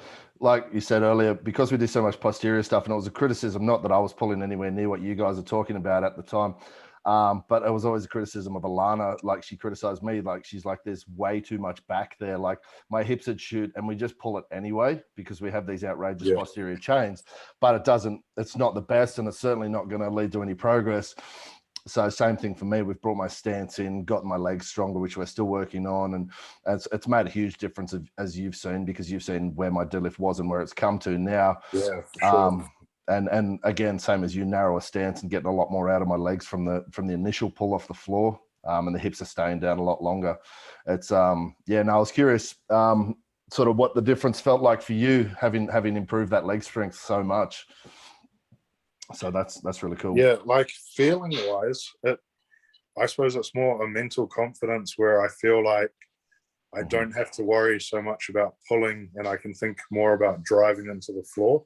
I'm not sure if that's purely in my head, but looking at it, it makes sense to me. No, it's a good point, because even though we describe deadlifts as pulls, they are a push-pull at the same time, especially at the start. It's a hard concept to get into people's heads sometimes, especially if they're new, but you're kind of pushing and pulling. Like you said, you're pushing into the floor, but pulling with your posterior chain at the same time. It's an interesting concept when you break it down. So that makes entirely sense to me. You can see it a little bit as well in just like the progress of the general deadlift technique at the higher levels in Strongman has become more actually using legs off the ground, not just like, I don't know, relying on the hitch, like hinge, like pull, I would say yank off the grounds rather than lever off the grounds, and a proper lockout when use the hitch if required, rather than like get it over the knee, pull back as much as you can, which seemed to be like a Eric Lillybridge yank off the ground until it hits the knee and hitch as fast as you can from there. Was a typical like a go-to, like, hey, we are big people and we can yank a big amount of weight, like, and let's get it over the knee. So you can yank it. Exactly. So I think it's going away from that a lot now. Absolutely. And the problem with that was, down at lower levels, you saw people actually training that technique, Ash. And it was disgusting to watch. I was like, why would you ever fucking train that? That should be a last resort if your comp depends on it. Yeah, so that's what I think, like, it's good to see that, like, your deadlifts and stuff, like, okay, just like proper levering, using the appropriate technique, like, leads to a better deadlift, a better lockout, and you don't have to rely on the hitch and massively destroying yourself. Massively, big time. I got a question. What about, like, you say, like, we've got increased leg strength and, like, things have come up. What would you say is the biggest change in your training from, like, what you do now to, like, how you started? Because, like, you said you had, like, the MMA background, powerlifting background, but, like, you also said that, like, having a coach now keeps your ego in check. What is the main differences in your training? The main difference is honestly just that, because I would always, I suppose the other thing, like, so I would often end up maxing out a lot. That's what I was trying to get to. That's we've all been there. Like there would obviously be the like, and if I sent someone a program, and then I compared with my own training, like, principle, like, it was just, I just wouldn't do any, like, I just wouldn't, I had no accountability. So it was like, I could always make up, like, if someone saw me going heavy at the gym, I'd just be like, I meant to go heavy today. Like, there's no one can stop me. It's what I wanted to do. And I'll be honest though, I enjoy training that way. I enjoy making progress more, hence why I've done what I did, and am now listening to someone. But that was the main thing. And the other thing was, it ties into the ego as well, but I never, because I sucked so bad. You guys still there? Yeah, bro. Yep. Yeah. Because I sucked so bad at those certain quad movements, like safety bar, front squats, and the high bar. Like, high bar was also atrocious.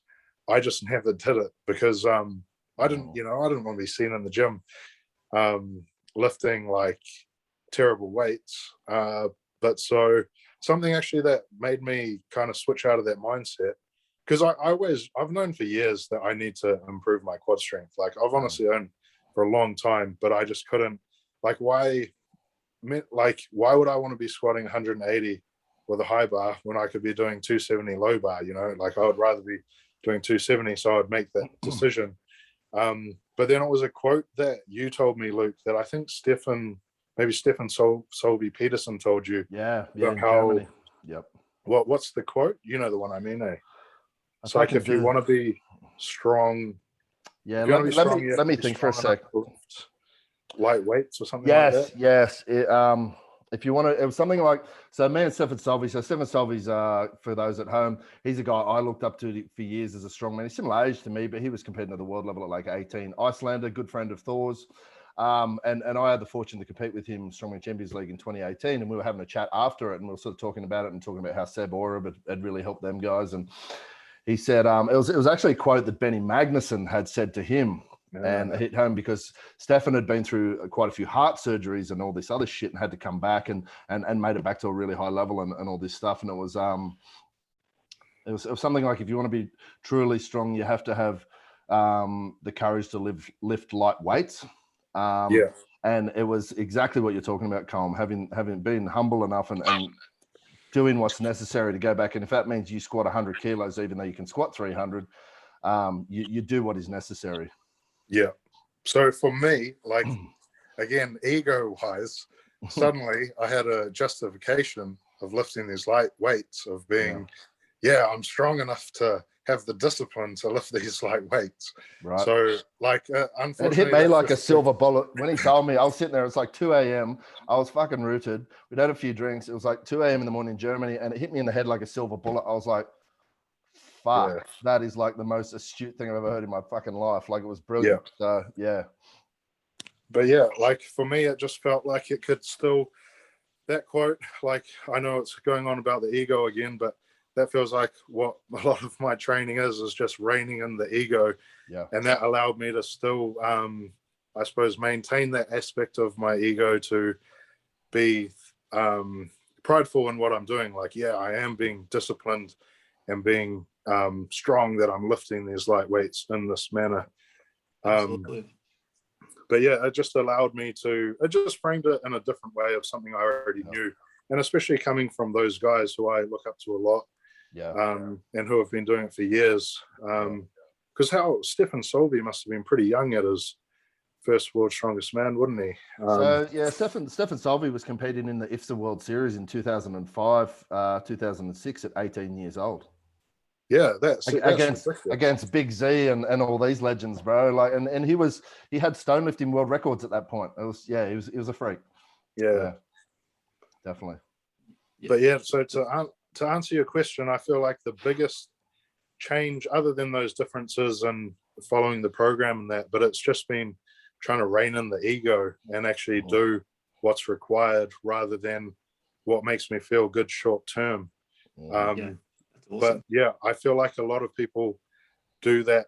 Like, I see those same mistakes made all the time, and in different things as well. Like, obviously, say diet wise, going for that short term gratification of a Big Mac or whatever, rather than sticking to the long term goal. Like, it's all similar principles. But I feel like I've finally kind of gotten a handle on that. And that's a maturity thing as well, Colm. Like, it can be difficult, and younger blokes and women usually pretty rash with the decision making.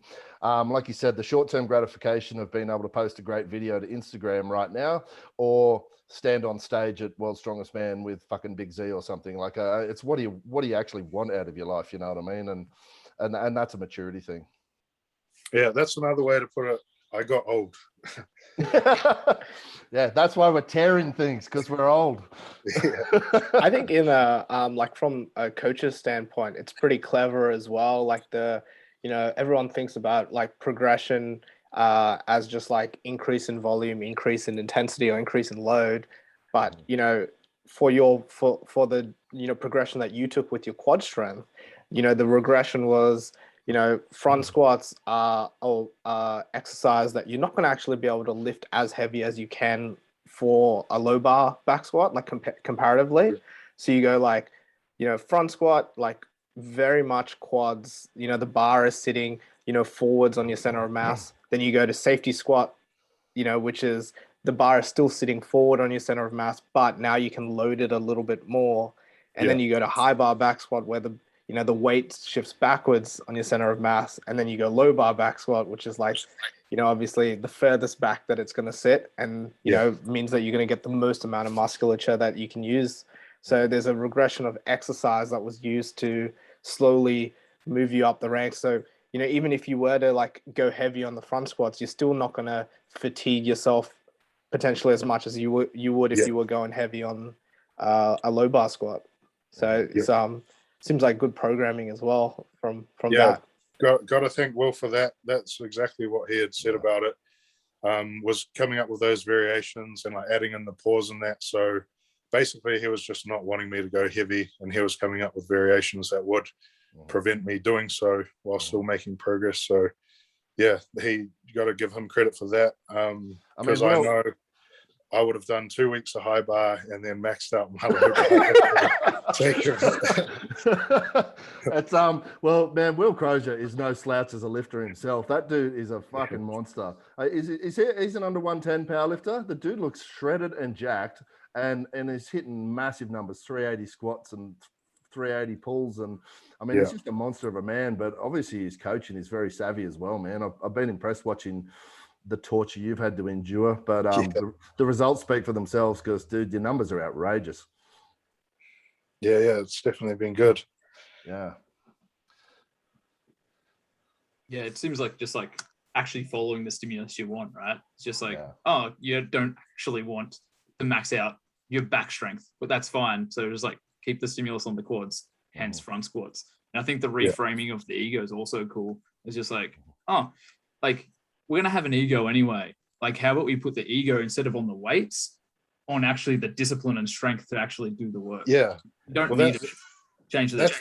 That's what I felt like that quote really kind of did for me, is the ego is still there. It's still involved. It's just now being used in a productive manner opposed to be destructive. So. Yeah, it's useful. Like, you don't have to have an ego to max out. You can have an ego to be like, oh, I hit every single exercise that was asked of me this day. Like, I actually hit all the macros. I actually rocked up at the gym on time. You can put your ego in that basket rather than put it in the max out basket.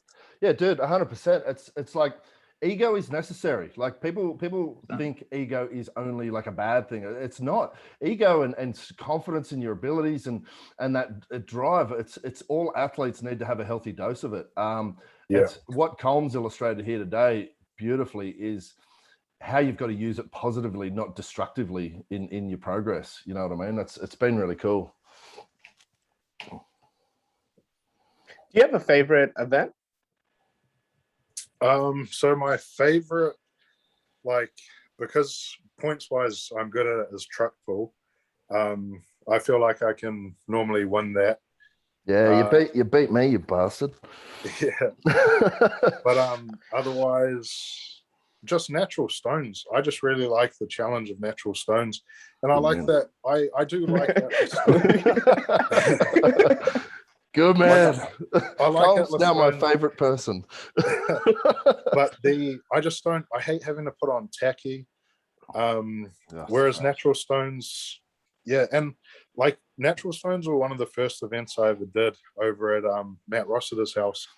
And it just, I don't know, it just appeals. It's just a raw test of strength. And the fact that it's been used for thousands of years in history just appeals to me as well.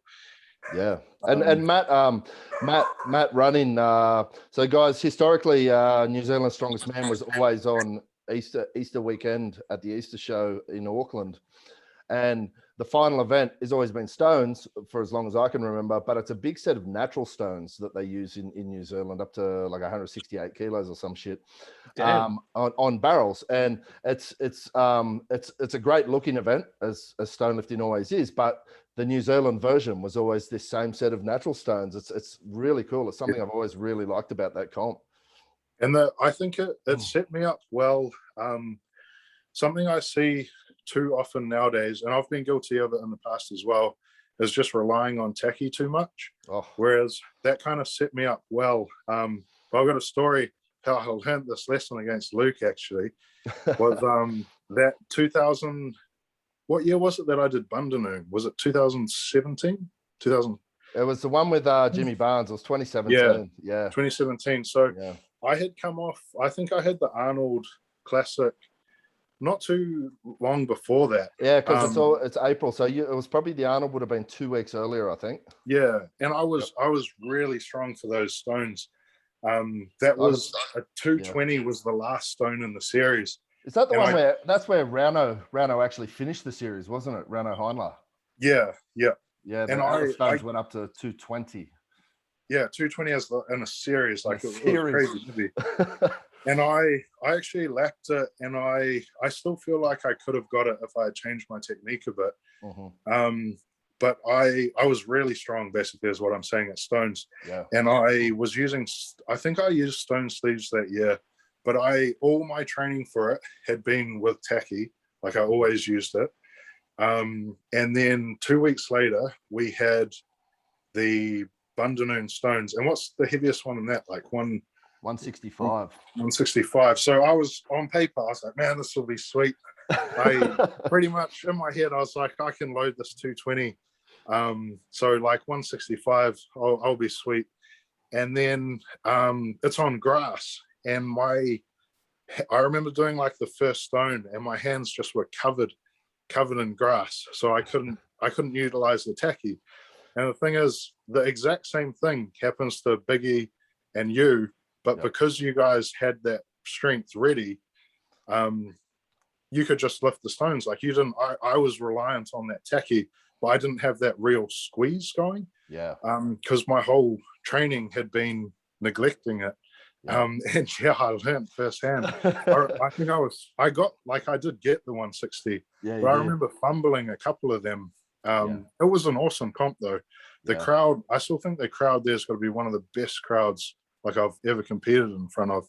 I was so glad we had you there, bro, because I wanted you to experience what that was. That was insane. Bundanoon crowd I've never felt love like it from a crowd, guys. You always got 15 to 20,000, real number, 15 to 20,000 people right in close, like a football stadium, but even closer.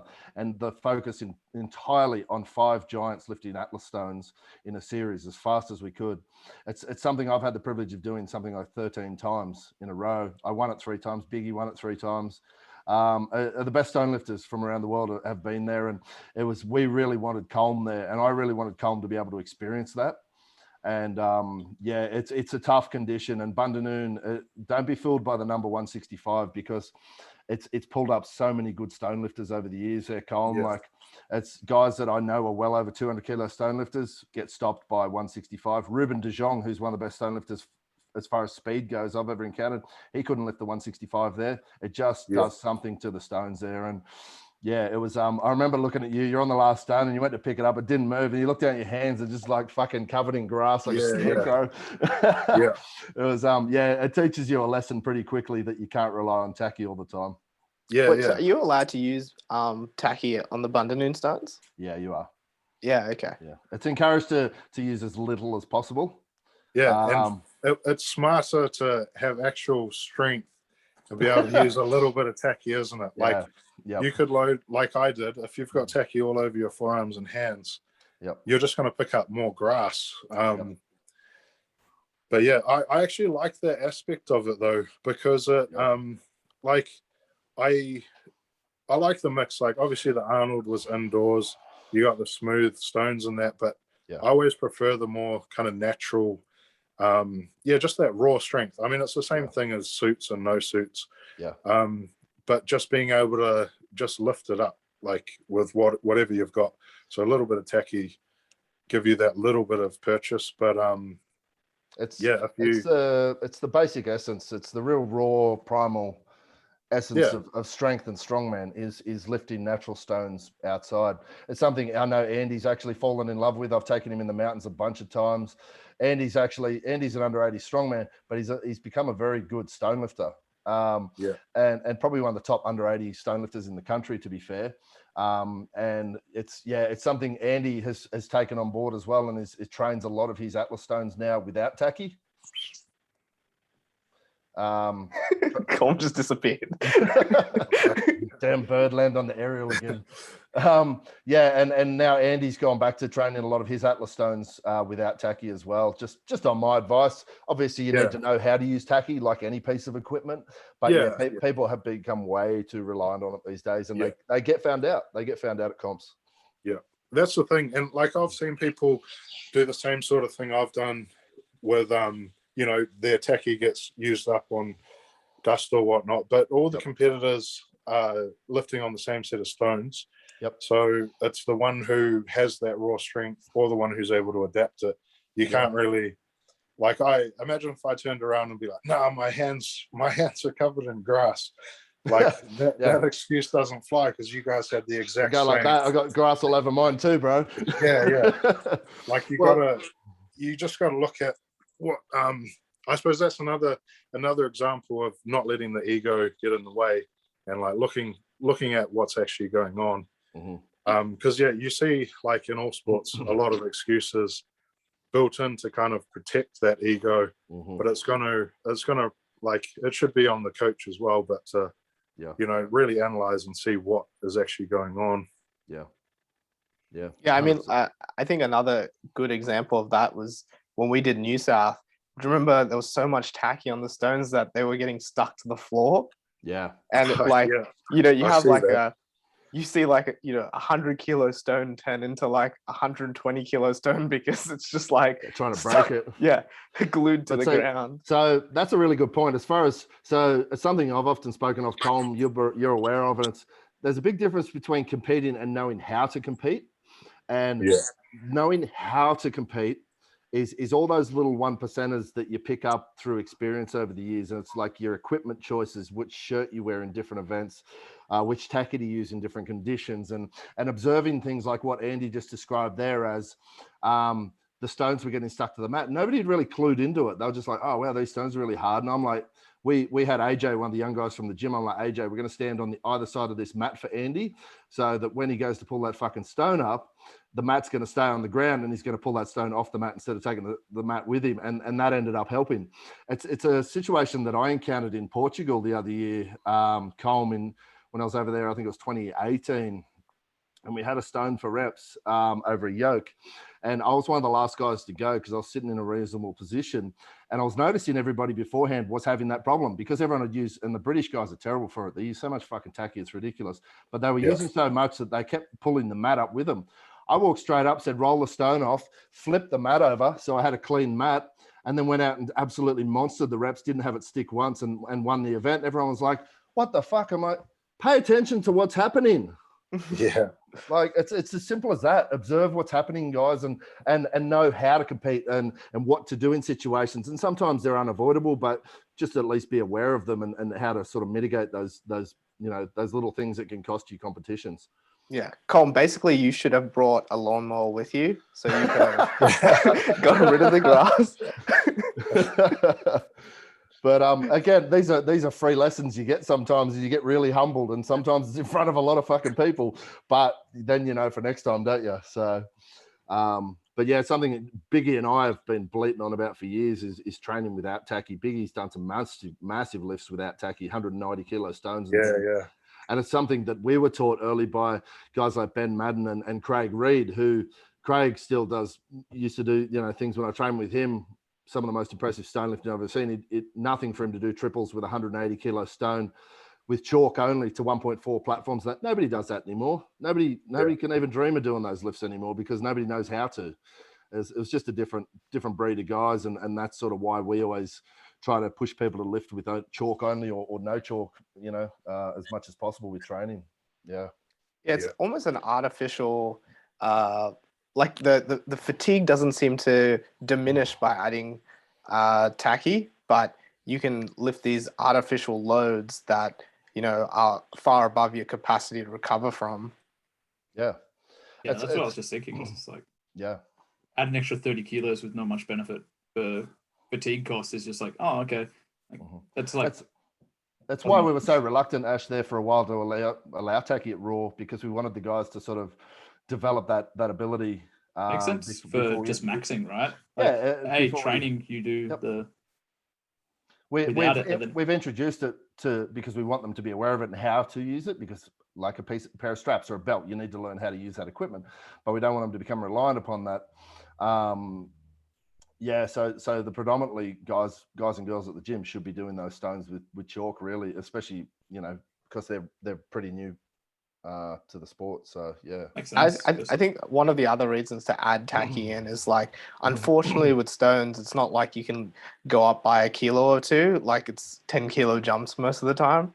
So like Yeah. for you to move from like 100 kilo stone to 110 kilo stone, or, 150 to 160, maybe the next step up, rather than, being able to do that jump with chalk, is to like, hey, we're going to add a small amount of tacky on, and then you've got that progression, and you can see yourself getting better. Yeah, that's right, and that's right, and that's a progression tool. Then it's not a let's just max out and see what we can get for Instagram. Like sort of like we discussed with Alana the other day. Remember, Colm, like a few years ago, you had all these bums picking up 500 kilo yokes, couldn't walk with them. They pick them up, but they couldn't squat 200. You know what I mean? It's like you see a lot of people, they can't deadlift 200, but they're pulling 180 kilo stones off the floor. Get the fuck out of town. That's not right. Like you're not doing it correctly, and there's going to be a definite ceiling on that. And then you see it in comps because they don't get anywhere near the 180 in a competition. Yeah. So, well, that's the other one. Stones are almost always at the end of a competition, right? So, if you're training them, at the start of your session, you've kind of, in a comp prep, you're missing a lot of the fatigue that you would have normally, right? In a competition. It's funny because it's something I spoke with Rongo about. Stones have always probably been his weakest event. As good as he is on most other things, he's had to put a lot of work in to bring his stones up. And he asked me once, where in the week do you put your stones? I said, usually the end of the week when I'm completely fucked. And he goes, wow, that actually makes a lot of sense. I said, yeah, because that's where they are in a competition. So if I can hit big numbers when I'm buggered and fatigued at the end of the week, after big sessions, I know that in a competition, I'm going to be just fine. And you can obviously have, like, if you have, for example, multiple days of stone lifting, like you might have a technique day when you're fresh. Yeah. But yeah, like having the heavier day potentially at the end of the week is probably better in a comp prep specifically. Yeah, exactly. And that's exactly what I'm referring to. Yeah. So definitely. And guys like Ran Deuce, who are punching way above their weight as far as, body weight to stone lifting ability. Ran's a under 90, under 105 guy that does 200, 215 kilo stones. He spends a lot of his time working on technique and doing a lot of light work with Swiss ball and a fucking barbell and cables and things like this to bring up his stone lifting. He avoids doing lots of volume on stones and still pulls some really big numbers there. So yeah, it's people need to start paying attention to who's actually lifting big stones and what they're doing, because just smashing yourself with max stone lifts all the time is not the answer. Fatigue cost is huge. Yeah, massively. Even though it is fun. It is fun. We can all agree on that. That's actually, with the lockdowns, like one of the big things I'm missing is just being able to lift stones. Yeah. Like I'd love to just be in the gym lifting stones. I thought about taking one and bring it home, and I was like, it's silly. I don't need to do that. I just deadlift. Go down the road and get a big natural stone, mate, from somewhere and be doing that in your driveway. Yeah, so I've also thought about just like ringing up like Kettle Nursery and being like, I wonder what like big sandstone blocks they can drop off. And yeah, absolutely. And then your dad's got massive holes in his front yard. It'll be amazing. Yeah, he'll love you for it. Awesome. Luke, Colm, that's probably. Sorry, Colm, go on. No, I was just going to ask you, what have you seen that comp that Anthony Furman's running, the 105 one? Yeah. Was that the Clash on the Coast you're talking about? He's doing another one. It's like a circuit. Yeah, I do. Yeah, yep. I just wondered what you thought. In regards to what, the whole thing? Yeah. Go on. Like I thought that it was good that he's putting his money up and he's running it, basically. Yeah. I like that aspect of it. Yeah. But have you guys seen it? It's like maybe seven exercises, something like that, doing them back to back, 10-minute time limit. So it's like it's 105 kg weight class comp. So this is like against what I would think of as for strongman, but I just like the aspect that he's actually instead of just, I suppose, there's been a lot of guys over the years that just complain and want to do different things, but he's actually like going out there and running it. Yeah. I suppose I wondered what you thought of it from a spectator's point of view. What Like, are the do you events? I know there's a tire Look flip, it up. a yoke walk. I forget them, but there's. Oh, wait, there's I a can bunch see of it them. now. Yeah, so it's a 350 kilo tire flip for 10 meters, 140 kilo sandbag for 10 meters, 150 kilo farmer's walk for 10 meters, 360 kilo yoke for 10 meters, 80 kilo giant dumbbell for 1 rep, 300 kilo deadlift for 1 rep, 125 kilo log press for 1 rep, and then 160 kilo atlas stone for 1 rep. And what, you've got a 10-minute time limit? Yeah. It reminds me of if anyone's seen, Damn. it's like a YouTube channel called Strength Wars. Yeah. Yeah, it's similar to that sort of vibe where it's just like it's really good for spectator because it's like, we've got the person to compare it to. That would be a really good thing to watch again. And I think it's interesting. I didn't know about this, but I like the aspect of like skin in the game. Like you want something different, you put it on, see if it works. I like that aspect of like events, and like it doesn't have to be, oh, this is how we do strongman things. It's like, okay, try something different. People might love it. It might be great. It might be great to watch on YouTube that way. That's what I was wondering, because like for me, it's obviously very different of how I would want, say, World's Strongest Man or something like that held. But I like the fact that he's putting it on himself.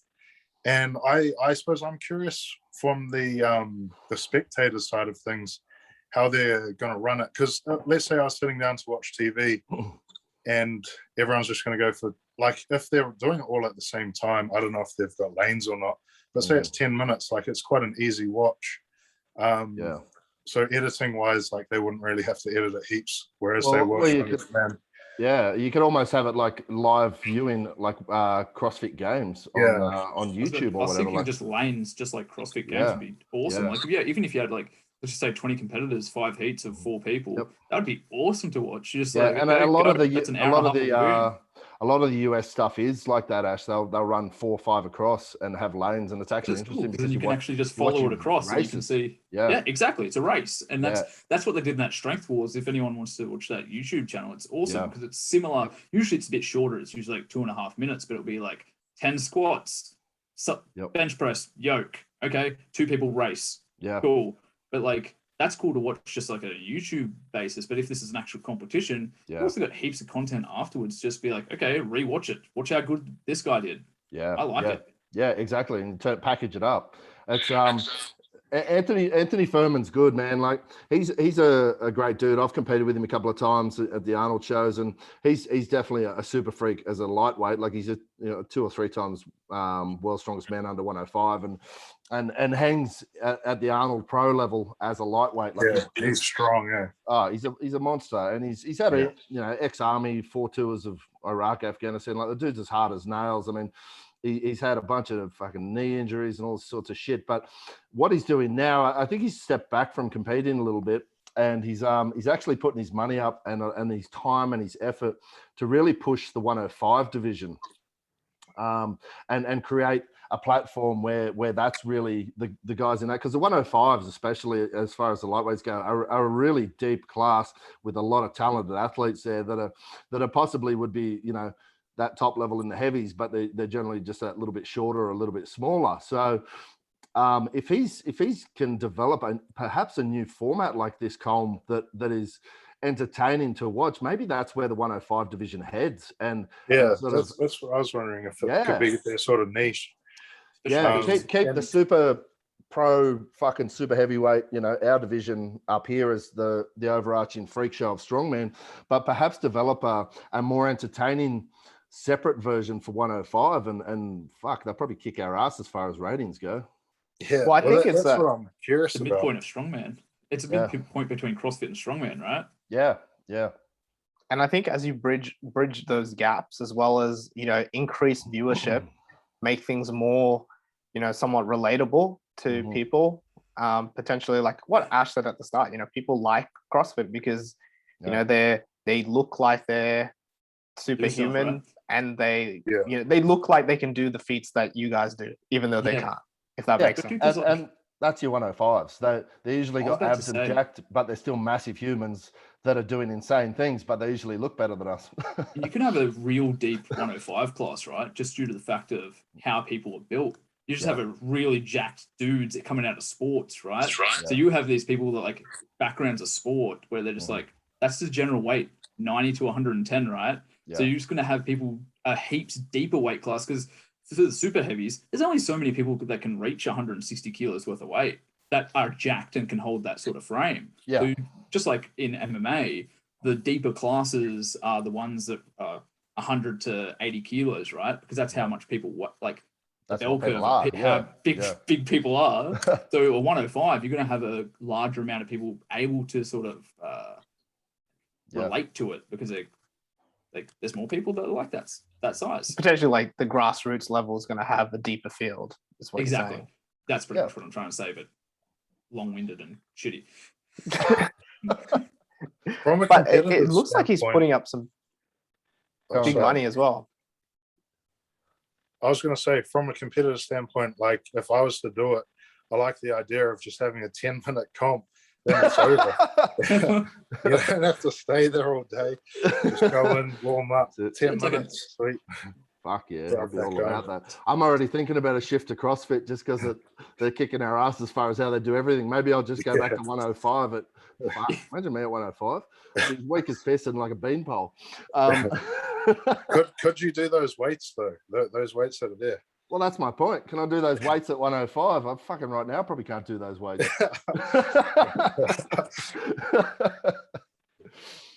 No, that's a good point, Colm. That's the strong circuit. That's the if anyone wants to look it up, it's with the Strength Collective, and it's Anthony Furman with his Clash on the Coast Super Series. So, yeah, Anthony's a great guy, and man, like you said, there's been a lot of people complaining that there's no opportunities for this division and no opportunities for that division over the years, but nobody's really stepped up and gone, you know what, fuck it, I'll make a fucking great high-level comp. Yeah, I'll make the division be good. I'll get the sponsors. I'll fucking put my own money in there.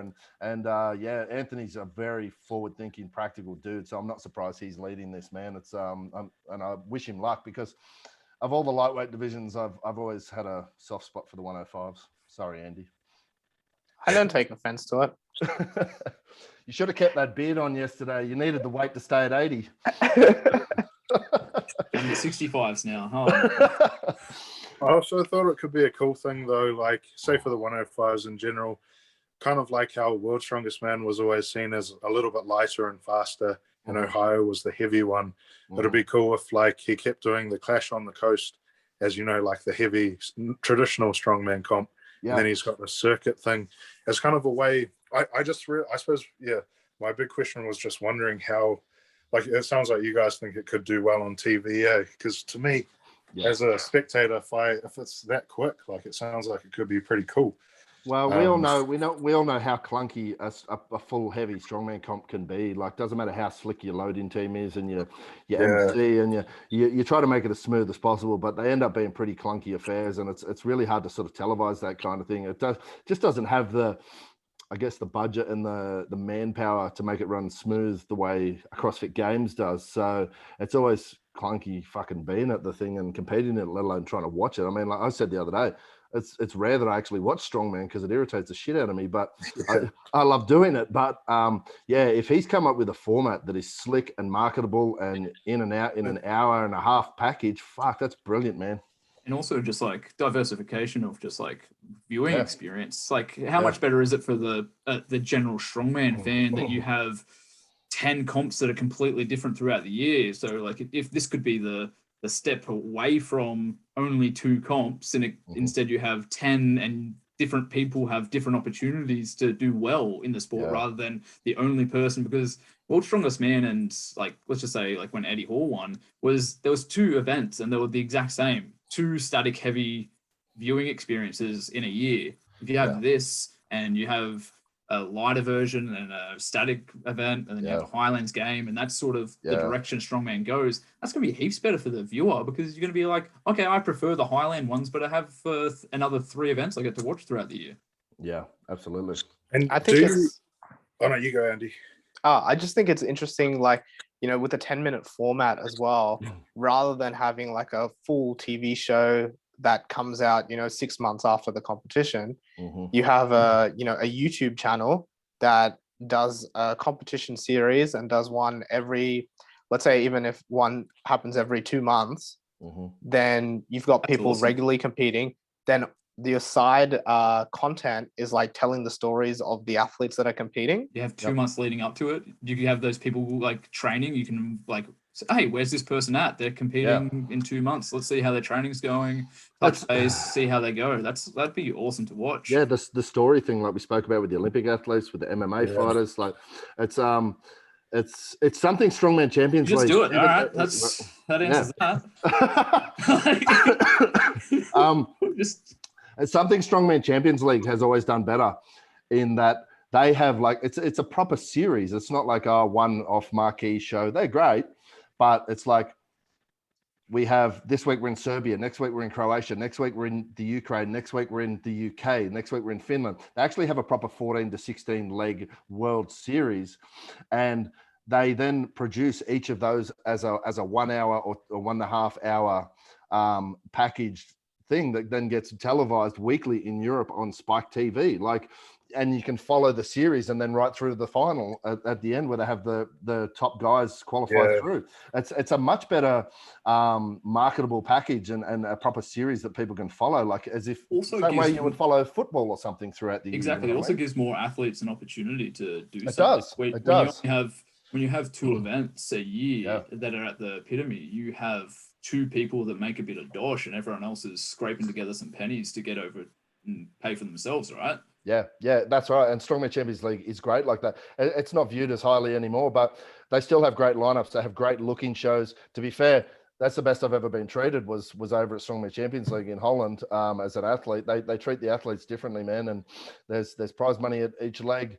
And like I said, there's sort of a core group of maybe 6 to 10 guys who are in every single comp because they live an hour away in a different country because it's Europe mainly. But then they fly in an Australian, they fly in some Americans. They bring in guys that'll do 1, 2 or 3 legs of it as sort of almost like a featured athlete, and then you've still got that core group battling out for the overall title. It's a really cool concept. Yeah, it is pretty cool. Because I feel like the say World's Strongest Man, a lot of the most popular athletes, like how you were talking about the building up the stories and how you can see that with Champions League, you kind of get attached to certain athletes that you see every week. Most of the popular ones at Worlds are the guys like Felix, just because he's been on TV like every year for how many years.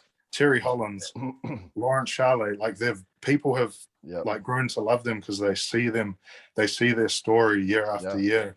Yeah, and then in the US, guys like Robert Oberst. So, Rob's a strong guy, but should he still be at World's Strongest Man? I don't know. But he's a very popular personality with a huge following that puts bums on seats when it comes to watching it. People see them. It's just exposure, right? The more times you see someone like this, these people, you like them because you see them year after year, right? But they have to have a 20-year career to accumulate that. But if you had 20 comps in a year, that can happen a lot faster than over a 10-year career or something.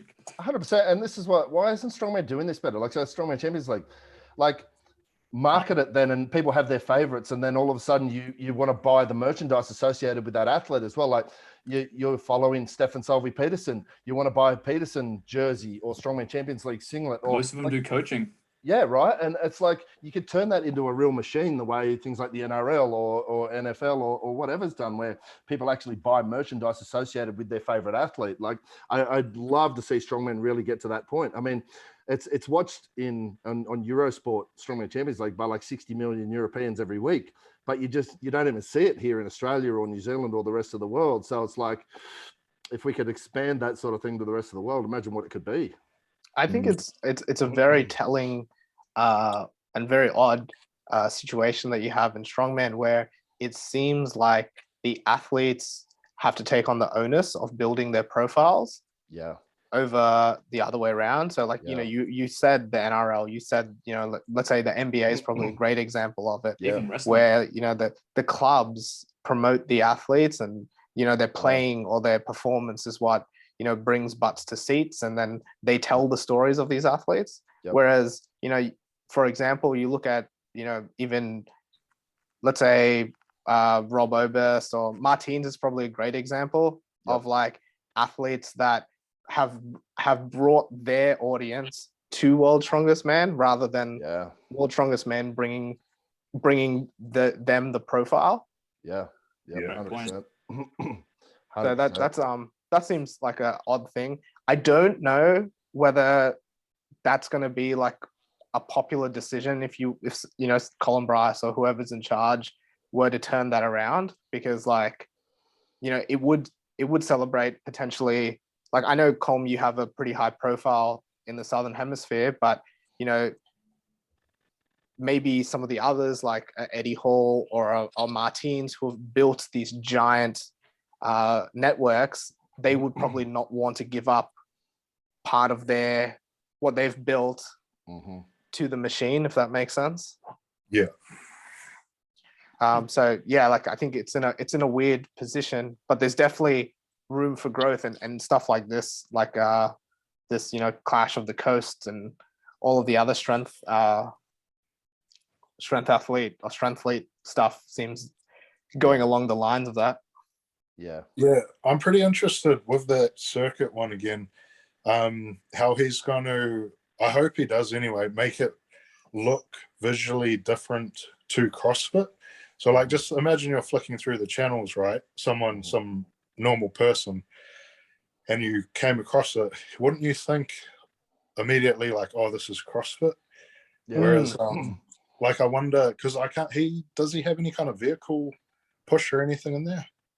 No, it's tire drag. I mean, the tire flip. Tire flip. Like it, I hope he still has, some kind of visually, like a Hummer dead. Like, is there a deadlift? It's a regular barbell deadlift. Oh fuck! I hope it's like a visually. Does look like CrossFit. But yeah, it's not just rogue. Otherwise, I just feel like, you just think it's CrossFit otherwise. But yeah, that's actually a really good point there, Colm.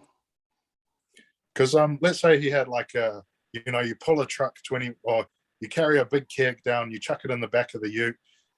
Just like they've had that event as a medley, but say after you push the ute, maybe then you like deadlift with the tow bar, and I don't know, you chuck a keg over something. Like, you could do all sorts. That could be. That sounds actually sick. That sounds really cool. Yeah, that would be fucking cool. Like, deadlift the car, then drag it, then chuck some kegs in it, and you have to take those kegs and throw them. We've done that even at fucking the rural games at Palmerston North, Colm, where we had head-to-head medleys we had like throwing and stuff because it's a Highlander, so we had some throws and typical Highland Games events, caber and all that, but then we had stone lifting, stone throwing, and then we had a bunch of big tires, and I had to go head-to-head against Reuben, so there was the main sponsor was Toyota Hilux, or it might have been Ford Ranger that year, so they had two brand new Rangers with bunch of chicks in the back, and then me and Reuben head to head having to load massive tires into the back of that and then push the thing for 20 meters, and it was a proper race, and the crowd fucking frothed for it. It presented so cool. Well, you know, and you're not going to mistake it as CrossFit because it's strongman to the max, you know what I mean? And, I mean, also potentially the mistaking it for CrossFit at first may not be the worst thing in the world. True. Maybe that pick up that people come for the CrossFit, but they stay for the strongman type thing. That's a good point. And if we could attract more of that casual fan base from CrossFit or anything else and steal some of them, well, happy days. Yeah, that's funny. My strongman classes that I run, a lot of the time I get people from CrossFit who say they like the lifting, they just hated the running and the pull-ups. I think CrossFit has been amazing for all strength sports, strongman, ollie, and powerlifting. It's been the best filtering, broad awareness, right? Yeah, of general peeps just into these things, and I think that should work at the highest level of watching as well. Maybe. Sorry for interrupting. No, you're right.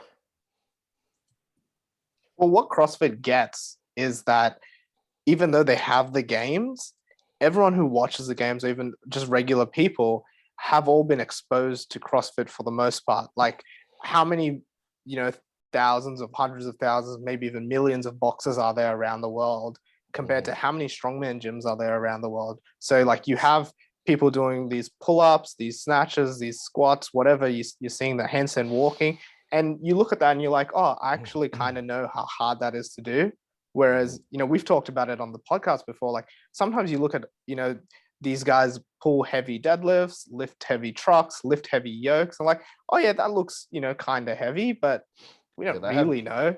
Yeah, and it's this problem with I mean, you could put a stone in a competition, you could just lie and say it's fucking 5,000 kilos. Nobody has a scope of how to judge that over what's the heaviest thing your average punter lifts at home? Fucking, I don't know, 20-kilo bag of concrete in their backyard, maybe. Like they have no scope to gauge what that is, and but that's why they used to be like fridge carries, right? Yeah, exactly. So yeah, like, well, this I guess comes back to was part of Colm's comment was like, you have to make it visually striking to make it seem insane, because you can't just have like a circus dumbbell with a fucking 100 pounds written on the side. It's like a cartoon. That doesn't tell anybody anything. Or like, the Baywatch fridges that we talked about? Yeah, they're out of 2004 fucking World's Strongest Man. Is that off the Baywatch movie? Yeah, him and Zac Efron carry those fridge yokes. Yeah. Those are the actual World's Strongest Man fridge yokes that they used back in the mid-2000s. Really? Yeah. Oh, yep. Yeah. Because there's some really famous shots of Marius. He finishes the yoke run. He was moving so fast that he jumps it at the end of the boat. It chases him as he runs out from under it. It crashes over in behind him and almost gets his heels. It's man, talking about Marius, I feel like he would kill at that kind of 10-minute event. Like he would just destroy it. Because his motor was insane. Maybe that's his vehicle to come back to Strongman, bro. Yeah. Throw him back, make a 120 class, and have him just absolutely destroy everybody. Yeah. I miss Marius. He was great. Yeah, he was. Yeah. I mean, to be fair, this event seems like something devised by someone who's doing a lot of coke as well. So, Anthony Furman. No, I didn't mean to say that. I'm just saying. You heard it here first. Andy's accusing the Untested sports. Awesome. The other thing I like about CrossFit, don't they not have weight classes? Yeah, right. So they obviously wouldn't be good for me. I would do terrible, but I like that aspect of it. Yeah, me too. It's like everyone's like just equal playing field. But like you said, like wouldn't be good for us. Fuck, me and you. They're like, oh yeah, I can load that thing over that hay bale 4 times, and then I can't climb over the hay bale, and then I can't do a single fucking pull up. How do they do it they do scaled versions, right? Yes. So in CrossFit, you are basically, so there's an archetypal body weight, which is, around this 85 kilo, 90 kilo range. 85 typically shorter guys as well. Yeah. And it's just like, guys that are reasonably stocky, but they can lift the heavy weights, but also do the gymnastics and the running. Yeah. So there is like it's very similar to Strongman in that sense, like where you guys have, because your weights are so much heavier, the body weights are a lot heavier, and the people that can lift those loads are going to be a lot bigger. Massive, yeah. Yeah. So in terms of scaling or like changes in classes, they're more to do with like age groups. Mm-hmm. So like they have like different masters divisions, different team divisions going down. But I also think old person division, Colm.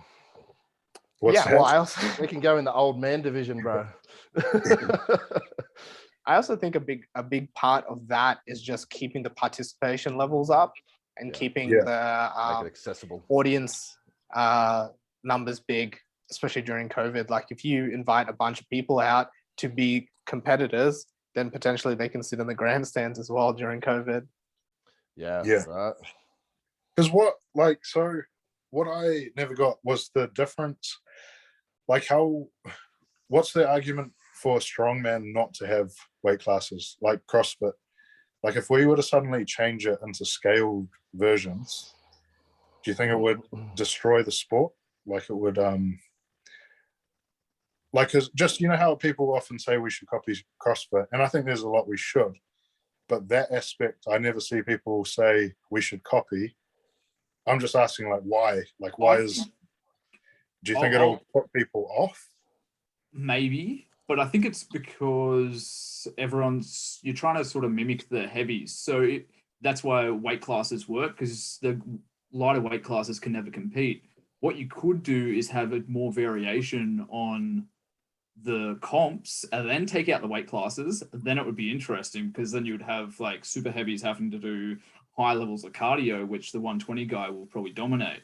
So if you took the weight classes out and added the aspect of more variation in comps, that could work. But I think it's like the difference between bodybuilding and strongman, where it's like you have the opens, then you have people underneath, but it's more like they're just lesser versions of the top one.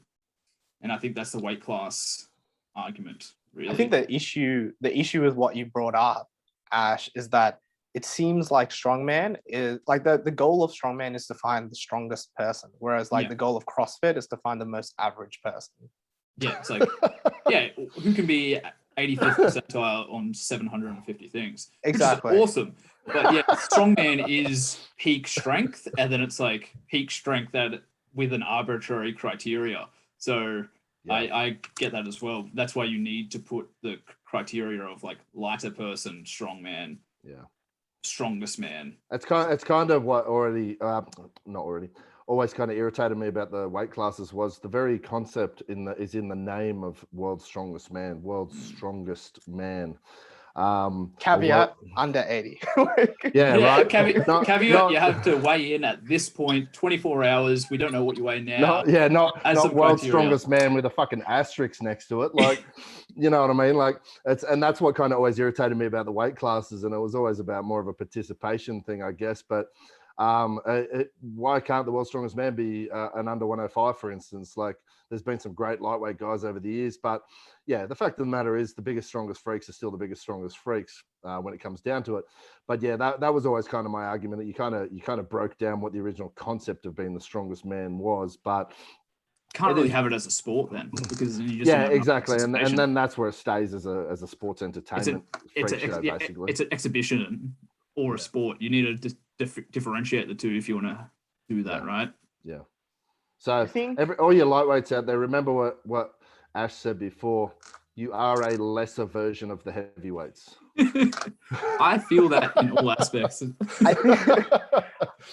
Well, if we look back in time and look at why weight classes were even developed, weight classes were developed to, create an equality in combat sports.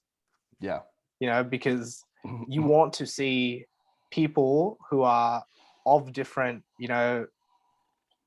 variables of, body compete against each other in a sport where otherwise, you'd have someone die like instantly. Yeah, I don't know. How many people? Yeah, but not many people died in Pride. Like, they used to have some fucking hectic matchups in there, Colm. But they ended up putting two weight classes in, right? They had a middle class and a heavy, like they had two weight classes, right? Yeah, but I think they still had freak shows as well, where they'd have like fucking Bob Sapp versus that's a different thing altogether, or something. They had an open weight every year. They'd have an open weight tournament. So that's when you got like Vanderlei Silva versus Krokop. Yeah. And he got his head kicked in. Yeah. So that's what happens. Just like, Vanderlei was never the same again after that. Krokop was a monster. Is that where we're going? Because I'll go down this path if that's what we're going to talk about. Another 2 hours. Let's talk about Pride. Dope. That's my answer. It was awesome to see. Krokop is a monster, and it's scary seeing him kick people's faces in. Yeah, I miss those old days, dude. I miss the early days with like Mark Kerr and guys like those fucking animals. Yeah. I'm actually. This is a good being in lockdown is a good excuse for me to watch the Smashing Machine. I was gonna say Smashing Machine. Watch that again. Yeah. They were killers, those guys. Yeah, love it. Something that Ash brought up is like, we're talking about, bringing like strongman is always like bringing down from like or regression from the actual top, like the heaviest weight classes. But, most people live, in that, like the median weight class, for example, in weightlifting is like that 80, 81, 89 for men. Mm-hmm. So like, if you think about it that way, that's probably an argument for weight classes. Whereas like you're looking for max growth in a sport where otherwise you only get freaks accidentally drop into the sport. Like, yeah, but that's why CrossFit works, right? Because it's like 81 to 89 is the bell curve, and then you also like that's the ideal weight, and also the scaling issue is like it's regular workout scaled up rather than crazy workout scaled down. yeah, so I think if you look at it that way, it's more similar to like a powerlifting, weightlifting, where weight classes would make sense. Yeah, and look, as we know, weight classes haven't necessarily been to the detriment of the sport. I mean, I think it was a natural progression, and if we move ahead and try to get more people in and more money in the sport, it's obviously going to have to be the way it is. And you know, there's some great athletes coming through in every weight class. So yeah, it's just the way it is. It's just I like to stir the shit out of people. So fuck it. Again, it's just like the term sport, or like as soon as you add sport, that's when you have to have these rules? regulations and regulations, rules, and like actual participation. So you actually have to have people filtering up to the top rather than being like an exhibition. Yep. What do you think, Colm? Are you for weight classes or? Well, I like the idea of having no weight classes. So that's what I like about CrossFit. So for me, let's say back when I was like 105 kgs, if I look at CrossFit and I'm like, okay, I want to be the best CrossFitter I can, I'm going to have to like transform myself to get there. I'm going to have to, if that's where everyone's sitting average wise, maybe I'll drop weight, I'll train how they train, whatever. And then at the same time, if I look at Strongman, if there were no weight classes, I'd think the same. Look at who the winners are. All right. Like Mateus, let's say Mateus, sitting at round 150 or whatever, I'd probably be like, okay, I'll emulate that and I'll transform my body to get there. That's what I like about it. And to me, I was just wondering because like I feel like it a lot of people don't think that way though. They will rather look at it and be like, no, I'm this way, this has to cater to me, sort of thing. But then because I also feel like a lot of people from CrossFit have come over the years, not everyone, but sometimes they'll come over and want us to change to kind of cater to their size, but they're coming from a sport that has happen. Weight classes. I just think like, well, what if we just got rid of them? But at the same, like I have no problem with the weight classes. I think it's like I have no problem with people participating, basically. So I want people to participate. But yeah, as an athlete, I like the idea. If you want to be the best, you transform yourself to get. And like, say, if I was to want to be the world's best jockey, like I'm okay with that. I'm just not going to be able to get my body to. I don't know what a jockey weighs, but I imagine I don't. 50 kg. Yeah.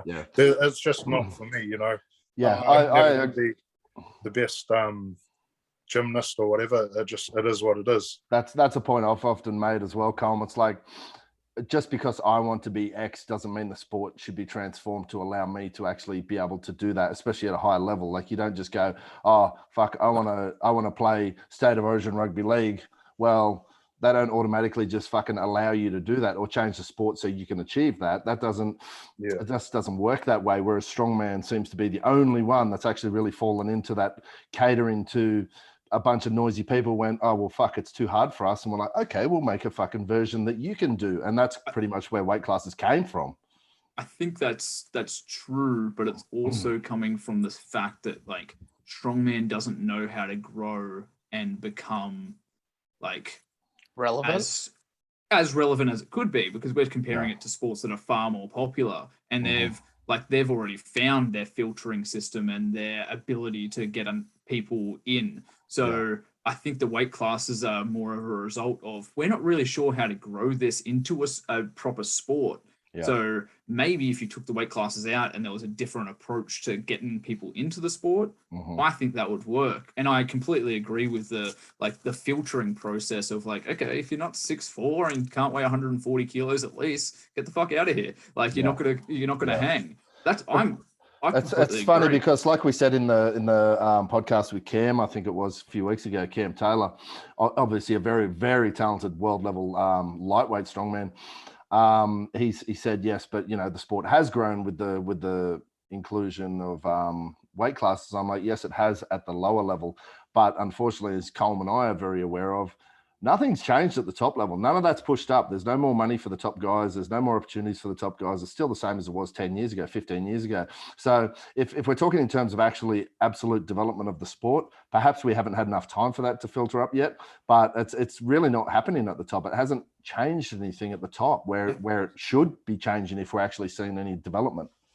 I think that raises a couple of questions though. One is the growth happening, but you guys aren't seeing it? Like, is spectatorship and things growing, but it's just not reflected in, let's say, prize money or perks for the athletes that are actually bringing in the views?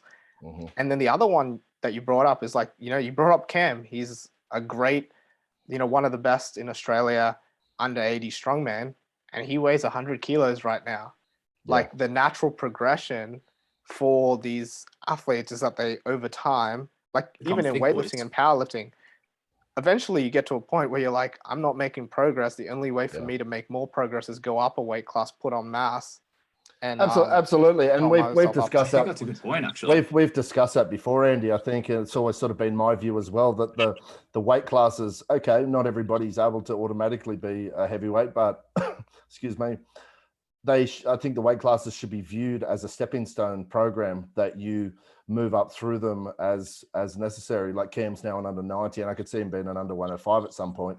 Use it as a path to be as big and heavy and strong as you like. Not hold yourself down at 80 kilos for your whole career, because ultimately, surely you would want to get as strong as you can and be the strongest version of yourself that you can. Especially if that's where the money is, right? If the top level is where the money is, and it's like, I think of it as like a powerlifting. You have like a Yuri Belkin, right? If he was an IPF, then he went to untested, getting stronger, and then he competed as I think a 110 in Big Dogs, which is an open division, where he placed third, right? But that's where the money is, and that's that's how his progression was. I'm going to get stronger and get to the point where the money is, which is like the Big Dogs events is where the biggest prize money is. So I actually don't mind this as like that's where the money is. That's where the big dogs are. That's where the best of performances are.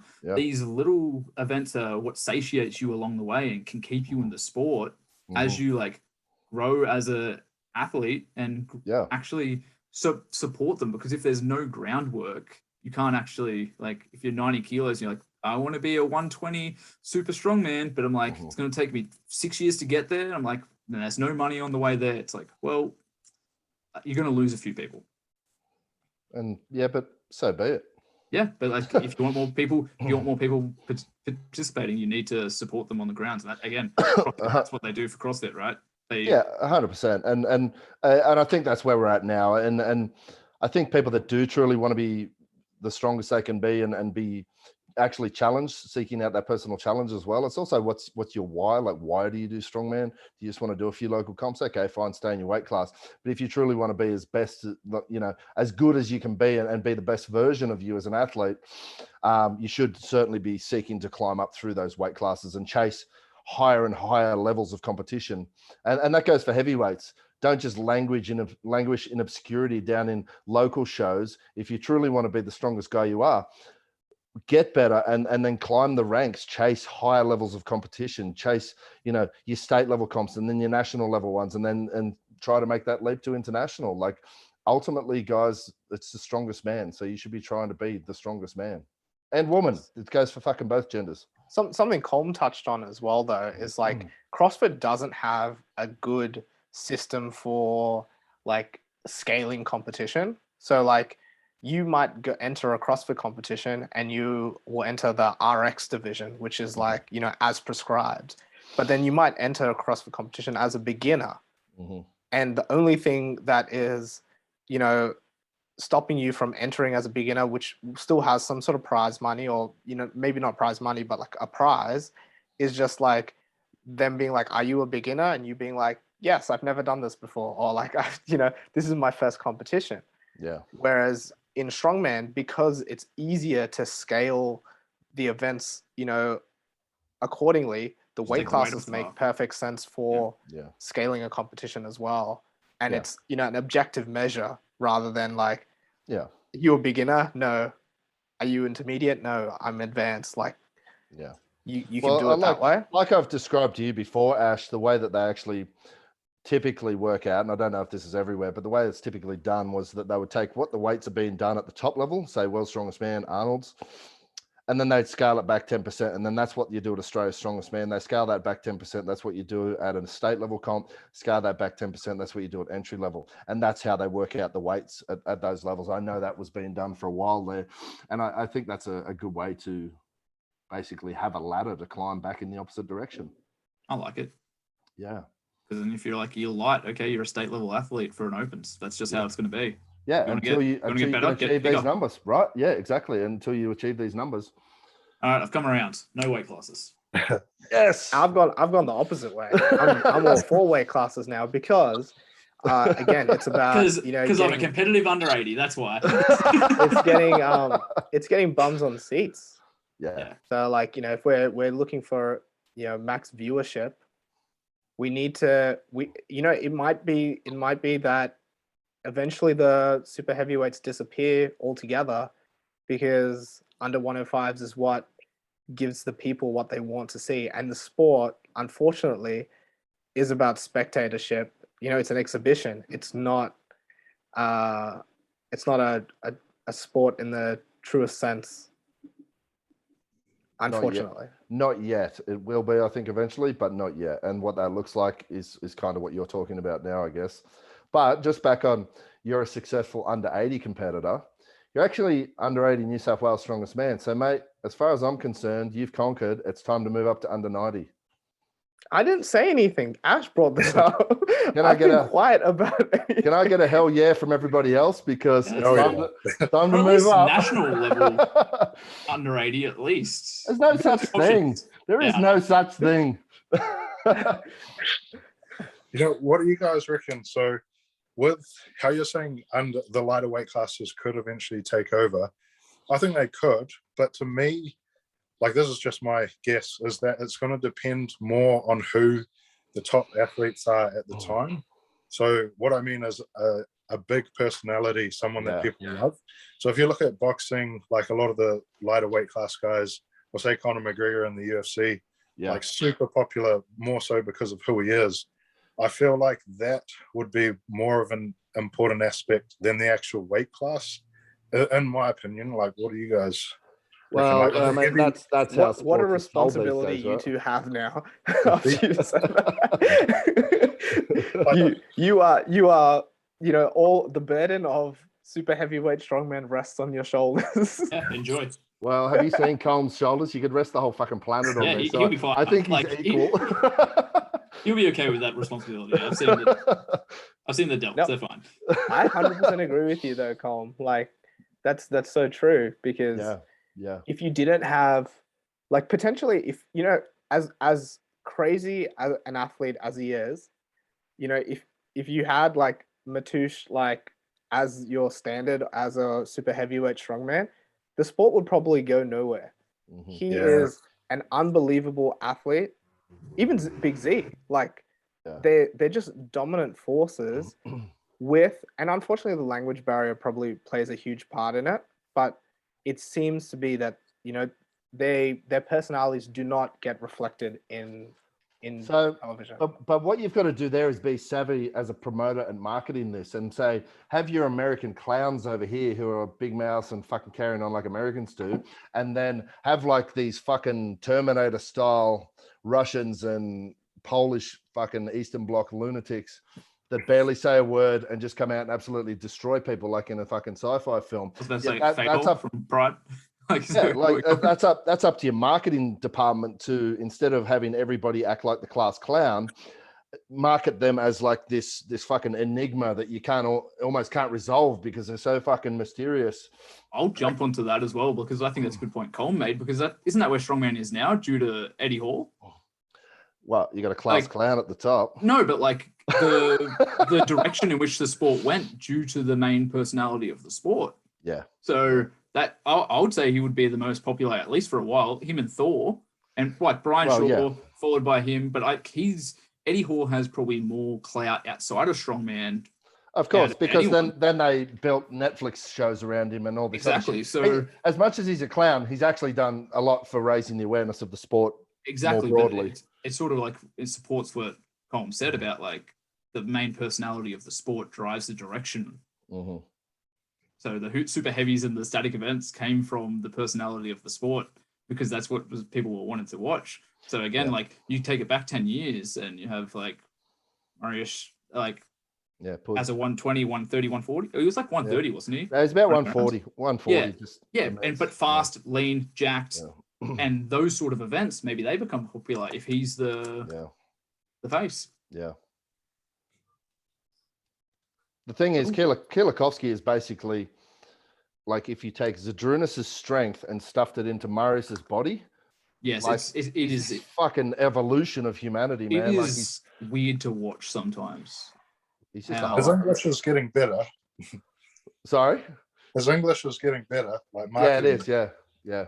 It's getting better, but I think what Andy's saying is right about how he just But what you were saying about how the different marketing ways, I feel like World's Strongest Man does have their stereotypes at the moment. Because if you look at, they've always got, say, like the Georgian guy. I was with him. Janashia. Konstantin Janashia. He's a big, like, just silent brute. They never get him to talk. He's a big, intimidating looking guy. Yep. I feel like the Europeans already have that kind of stereotype covered. Yep. And if you look at, like, the Polynesians have always been like, he wanted me to do a haka, but I'm not Māori. But we've had guys do the haka. There's the Samoan version years ago. Yep. Did Derek Boyer ever do something like that? Yeah, Derek back in '95, he was Fijian descent, so he did a haka as well. Yeah, so I feel like they kind of look at this part of the world looking for someone who can do that sort of thing. But I wonder, like, what's the kind of stereotypal character the Aussies have been? Alcoholic. Lazy. Like lazy assholes. Yeah, lazy assholes. What do you want from us? It's like that. There's a loud American. Like this is going pretty stereotypical, but loud American, the silent Europeans who are just the Terminators. Yeah. The Polynesians with the traditional dance. Yeah. But oh, there goes that Kiwi Wi-Fi. He's frozen, but I think that brings up back to the whole professional wrestling thing where you kind of need a gimmick or a stick. Yeah, it's it's something Craig and Bill Linden and all those early mentors pushed with me and Geordie, and I guess Biggie probably did a better job of it than me with the showmanship aspect, but it was always like, guys, you want to get noticed, you've got to have a gag, I guess, or a fucking thing, you know what I mean? Because otherwise we're just another giant white guy with a beard and a fucking shaved head, you know what I mean? Which is a dime a dozen. So especially in strength sports, like, yeah, it's you're right, Colm, because it's hard. What's a fucking typical Aussie these days? Who knows? And what's out there? I bet he looks at this part of the world. He obviously looks for any kind of Polynesian descent with that in mind. But I wonder, because there hasn't been an Aussie, Rongo and Eddie, but a traditional Aussie. I feel like he's trying to find a spot for them, which he doesn't really. He's already got covered, Yeah. But I wonder. But yeah, otherwise it'll just take a different kind of big personality. Like Martins is quite unique.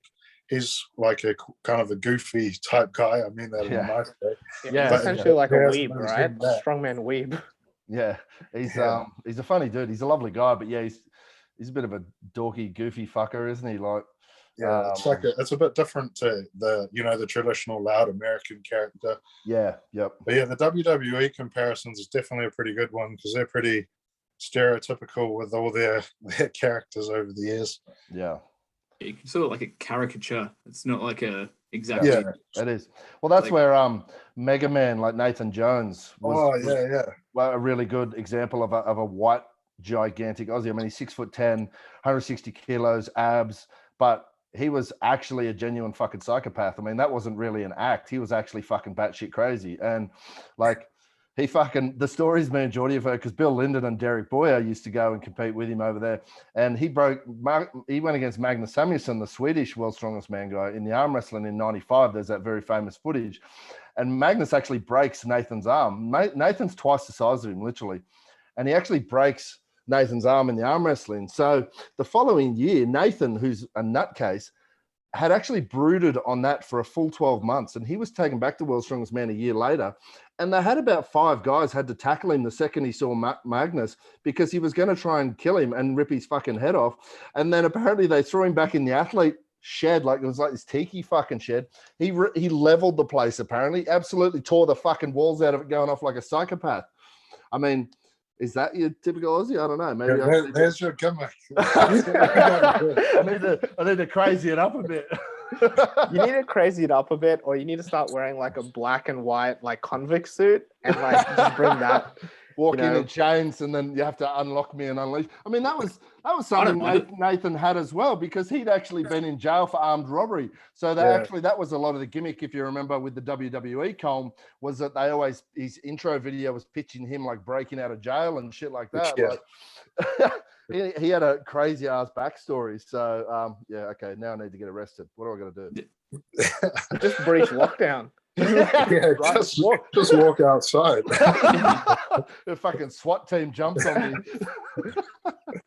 What'd you get put away for? Well, breaching went lockdown. Went 5K away from my house for a little bit. Just chuck him in a Supermax in Goulburn.